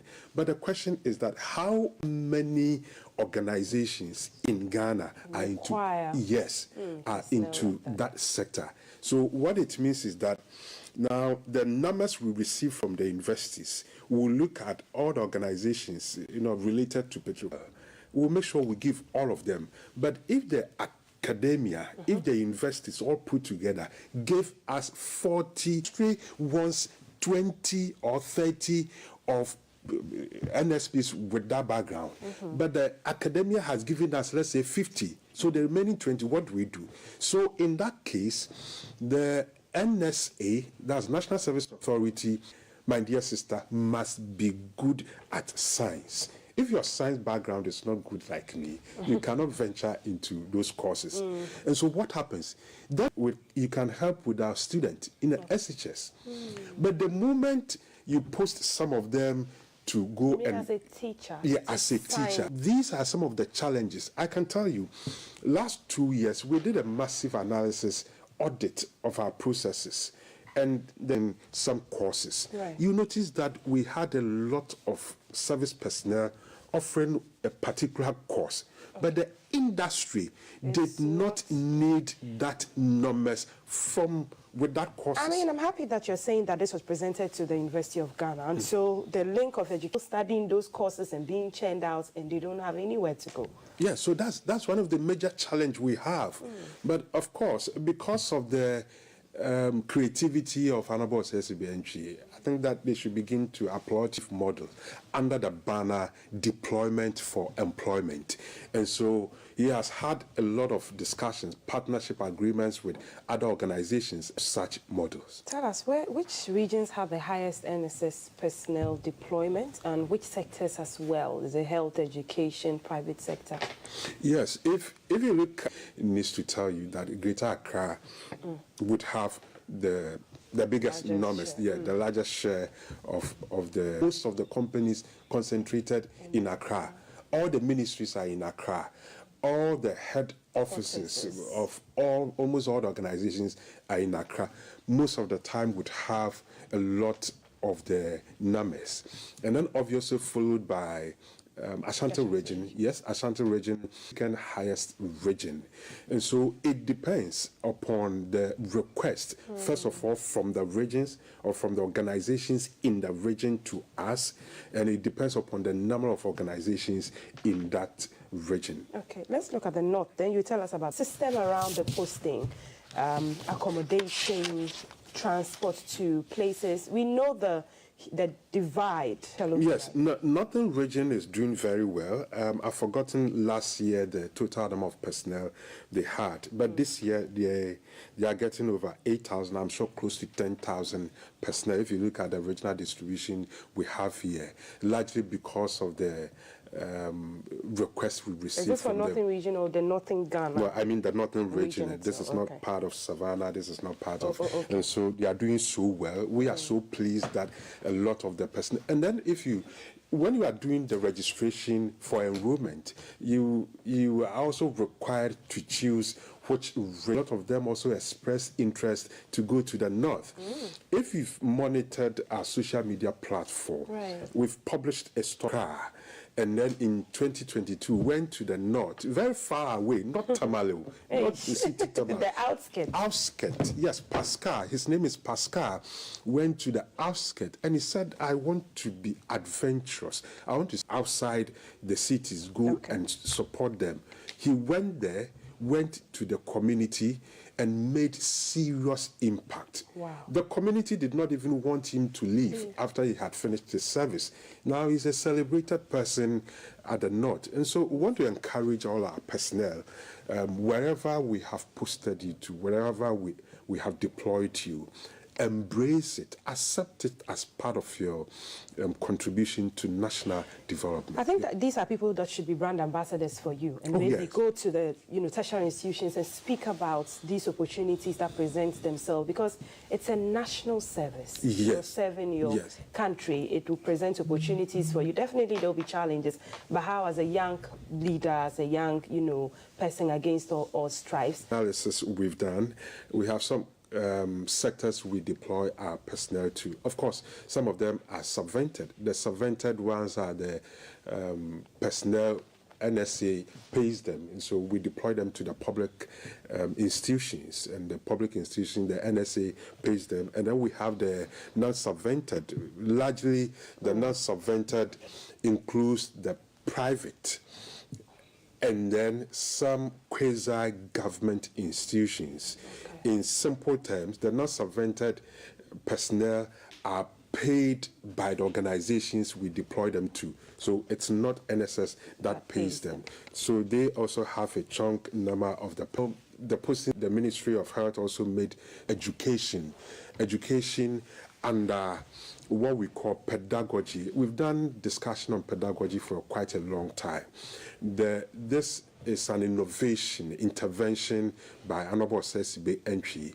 It is illegal. It is not proper into our classroom to teach our kids. But you did mention that some science background personnel are posted to go with Ministry of Education and the Ghana Education Service that any national service personnel called the pedagogy.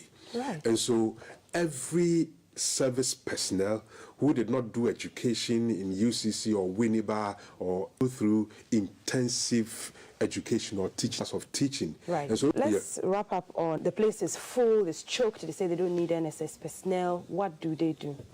Yes, and so general reposting. And so I would use... Yes. Has it been abused? Critical case, they have more number. You can scheme or the authority expecting personnel should stop. Anything to influence posting will be dealt with according to the laws of our land. Okay. Stern warning. I'm sure they are eager to hear about their payments as well. It's one issue that's always under contention. So please walk us through what is on the screen. Yes.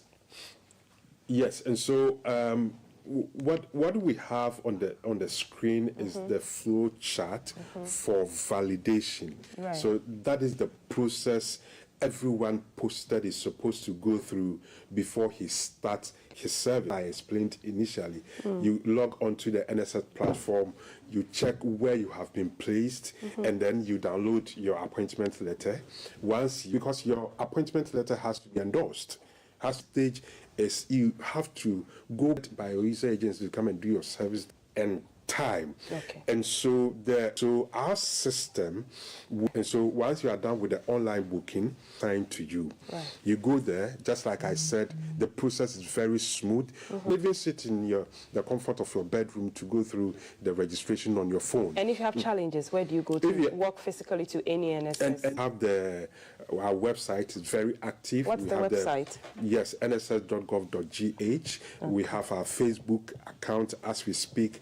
Want to engage all of them. Anybody who has any concern can come to us. Finally, Mr. Sir, the money, the payment. The money, you see, this, yes, for the scheme to come for Honorable Osei Entry, as we saw any of the national July 2024. Is it going to get better for the new? Very good measures. Take good care of them. They start their service the week of December. All of them they are done with the submission of their monthly assessment forms. That's your assurance. So I'm sure they're posted abroad. How true is it and how does that work? Yes, so President, the Vice President, the Parliament of Ghana for giving us the authority status. And globalization of deployment is facilitated to enter into with respect to this, paid a visit to Honorable Osei Entry, and at the meeting, the minister expressed interest to host some of our personnel. Wow. Yes, to have an exchange. In the Gambia? Yes, in the Gambia. I was part of the Ministry of Youth and Sports. Would come to go with favoritism or political colors. Yes, okay. NSS, we are dealing with thousands of personnel. How can we, a very sensitive national institution? Yes. But I want you to touch on the difference now that you are seeing and chalking. I think that's what you just talked about is one. The scheme, the NSS scheme versus the NSS authority or the National Service Authority. Yes, thank you. You know, until now, NSS were in code, pardon my languages, at the time, an government. And so now, as I'm not summarized under 3 broad headings, I don't know whether we have seen of operations that is going to improve the processes we go through. We're going to migrate them. We're going to map them onto the public sector level. Okay. And then the globalization of deployment comes standardization, in. Standardization of operations, customization of programs, and globalization of... Okay, or Captain, thank you. A second. In a second. Yes, if you are 40 years and above at the time, acute help before you entered university, you were fully employed, you can also write to us for exemption. But with respect to postings, authority has posted you far away district office. Walk to any regional office, come to the head office to suffer any miscarriage. Yes, Finally, the Vice President says that national service will... Very important matter you have raised.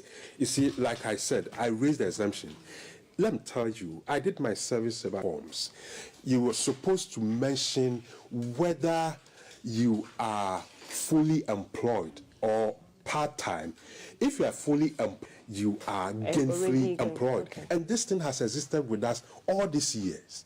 But the Vice President, His Excellency, is saying that if you exempt the person... Is that all the merit of what the Vice President... Gainfully employed, he is proposing that we exempt you from doing your national service. And I associate myself with this call. But it's not that 160... You see, we are dealing with a man who is so concerned about youth development.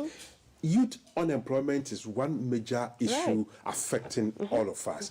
And so if after university you are gainfully employed, GTV has employed you, offered you a permanent, such people also need to be considered for exemption. And I think that it's a good call. Yes, I think that, yes, it's part of the, the challenges then of the show. So I'm sure you'd come again. Yes. And we've been speaking to Director of Corporate Affairs of the National Service Authority, Scheme, now Authority Personnel, the sectors that have had the highest posting called PAR, people who are non-trained teachers who will be posted to schools to go and then teach students. So there's a lot the authority is doing, and you can reach them on their website, nss.gov.gh, and walk into any of their GTV breakfast.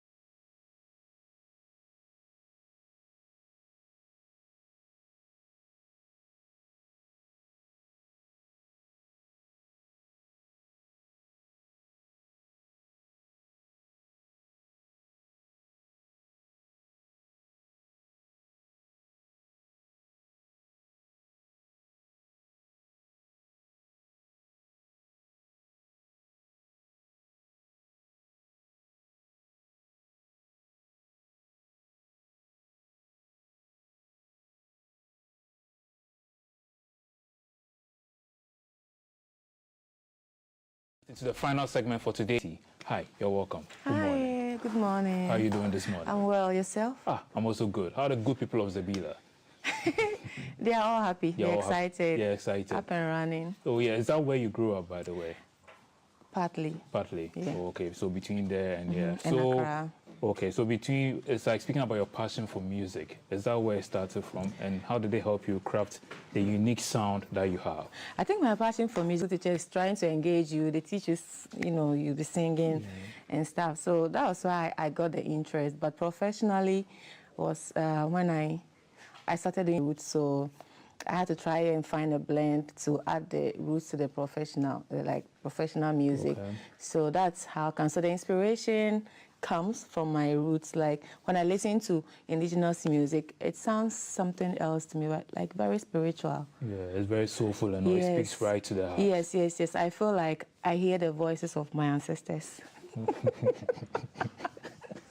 But you say you did background vocals for a number of artists. Yes. These, I don't want to mention it because I'm here to promote my show and myself, but you can think of all the A-list artists in Ghana. I've worked with almost all of them. Okay. I see you are doing a very beautiful program with partnership with Alliance Francaise. We are launching in Zebila. Yeah.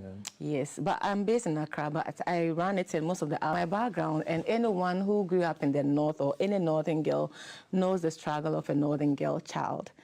Our culture doesn't really create the atmosphere for us to be very outspoken, discuss our challenges, our fears, and our problems. So the few of us that have been able and seen as stubborn or, you know... What's with the air quotes and everything? Yes. Sometimes when you are outspoken, you are always, you know, they perceive that maybe you don't respect or you are stubborn. Yeah. But I don't think that is it. We should be able to discuss our issues, our problems. So some of us has these female children in the way we can.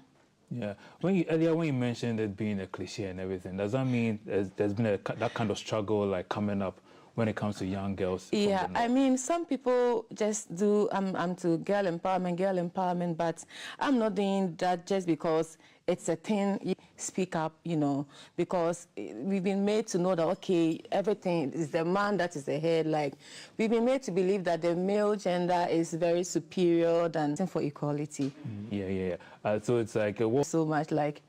has helped me a lot. When I started doing music, even if I can't say it to your face, I can use it to play music. You listen and dance. Before you finish dancing, the message has entered you. So, so the foundation, basically, we mentor children, and sometimes we do learning materials because visiting the North last year and stuff, and some of them have to get themselves into unwanted relationships. So because of that? Yes. Because, okay, not helping it because when they use the racks and the spillage and they get out, their friends laugh at them. Yeah. So some of them don't even go to school at all at that time of the month just because of that. And those that, it's not helping with education in the North. And now that, I mean, other people, other organizations have made a lot of noise about educating the girl child, you know, it doesn't end there. What are their challenges? What are some of the reasons why? So we are trying to, eco-friendly parts, green periods. Yeah, I guess it's right for me to say you're part of the people who will be advocating that parts be made free for all young girls out there. Yes. No girl should budget for menstruation. Oh, okay. Especially teenage girls. Okay, I see a program line up on the screen, Pad It Forward. Yes, so sustainable solutions, because it's being introduced to the concept of recycling. And so plastic materials, you know, it's a challenge now here in Ghana. And to do stuff, so now even girls are scared of how, or they don't even know how to dispose. Yes, and it's also something that is where you can have it, of the pad material, but you can actually have it between 3 to 5 years. So if each girl has about 10 or 15, you can use it as, and then you change it. At the end of the month, you just disinfect all, and then you dry it, and then you keep it. And as a mother, if I have, my mom has 6 girls, so imagine we were all, she's not a career woman, she's just a housewife, so budgeting for pad for us, you know. So it's something that I think that parents and then teenagers should really consider. It's cost effective, and then it's breathable, and those kind of infections that we get from using the disposable sanitary pads. With this, it's not equal to that. So that's the main donated 5 boxes of soft care pads. So we are accepting sanitary pads, but if we have to buy that eat good food. I love the way you... I hope you are coming. Yes. Okay. So I'm taking you on a whole journey, a whole experience. If you come, if you've been to my concert, you know it. I always try to have a nice time, to have fun with my audience, and then Friday we are trying to donate manner because we are unveiling the NGO. Okay. Yeah. Yeah, but you've been doing philanthropy for a while, right? Yeah. Oh, and Lamizi's showing it also. Would enjoy some bit of her music.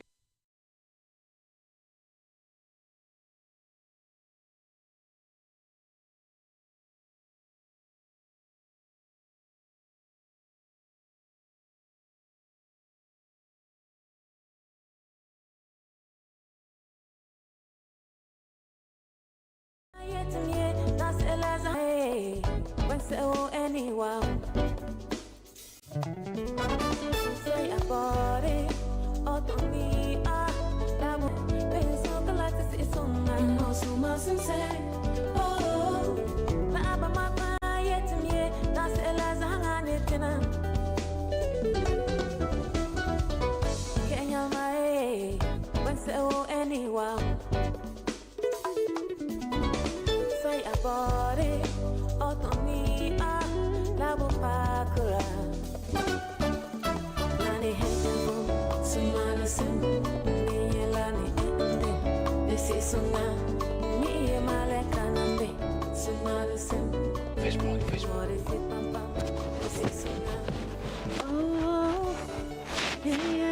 Does it come to you? Do you have to listen to the beat or you write it down before you go to the studio? It's interesting, no? Yeah. Tell us about the process. I don't have one to sit down and say I'm writing, and then nothing will come.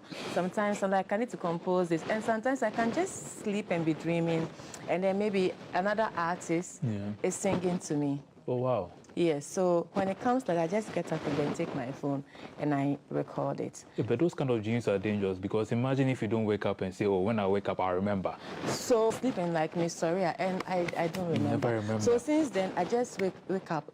So sometimes you just, I go to the washroom and I'm just sitting there and then I'm recording. So beautiful. Like this song, I was standing with the Burkina Faso border, so you could see them out there dry. So I was actually singing about. It gives you hope, and then it means that dreams do come true. So that's it. So with my inspiration, anything, it could be from another music or something inspires me. Oh, wow. So we're wrapping up the conversation. This is all time. What unexpected place you found inspiration for a song? If you could only perform one of your songs for the rest of your life, what's one thing people don't know about the Concert for Change? Shy Girl. Oh, yes. Wow. What's your go-to pre-concert ritual to get in the zone? Rehearsals. Rehearsals. Okay. And this is the last one. What's one word that best describes how you want people to feel after attending Concert for Change? An experience. Positive. Yeah. Positive experience. Yeah. Anyway, we have about 30 seconds to give us your final words. Anything on your mind you want to say before we go? This is your moment. So I'm inviting everyone else to the concert, whatever you wish, whatever you can afford, because we know we are in hard times, and then if you put a fees with 100, 200, Obi might want to come genuinely, but they don't have. So it's very flexible. You get to the gate. If you don't have money, just want to give a big thank you to Alliance Francaise for supporting us and holding us down. Okay, thank you so much, Lamisi, and I wish you all the best at this coming. Small 555 for GTV Breakfast. This is all time will allow us for. Thank you so much for watching.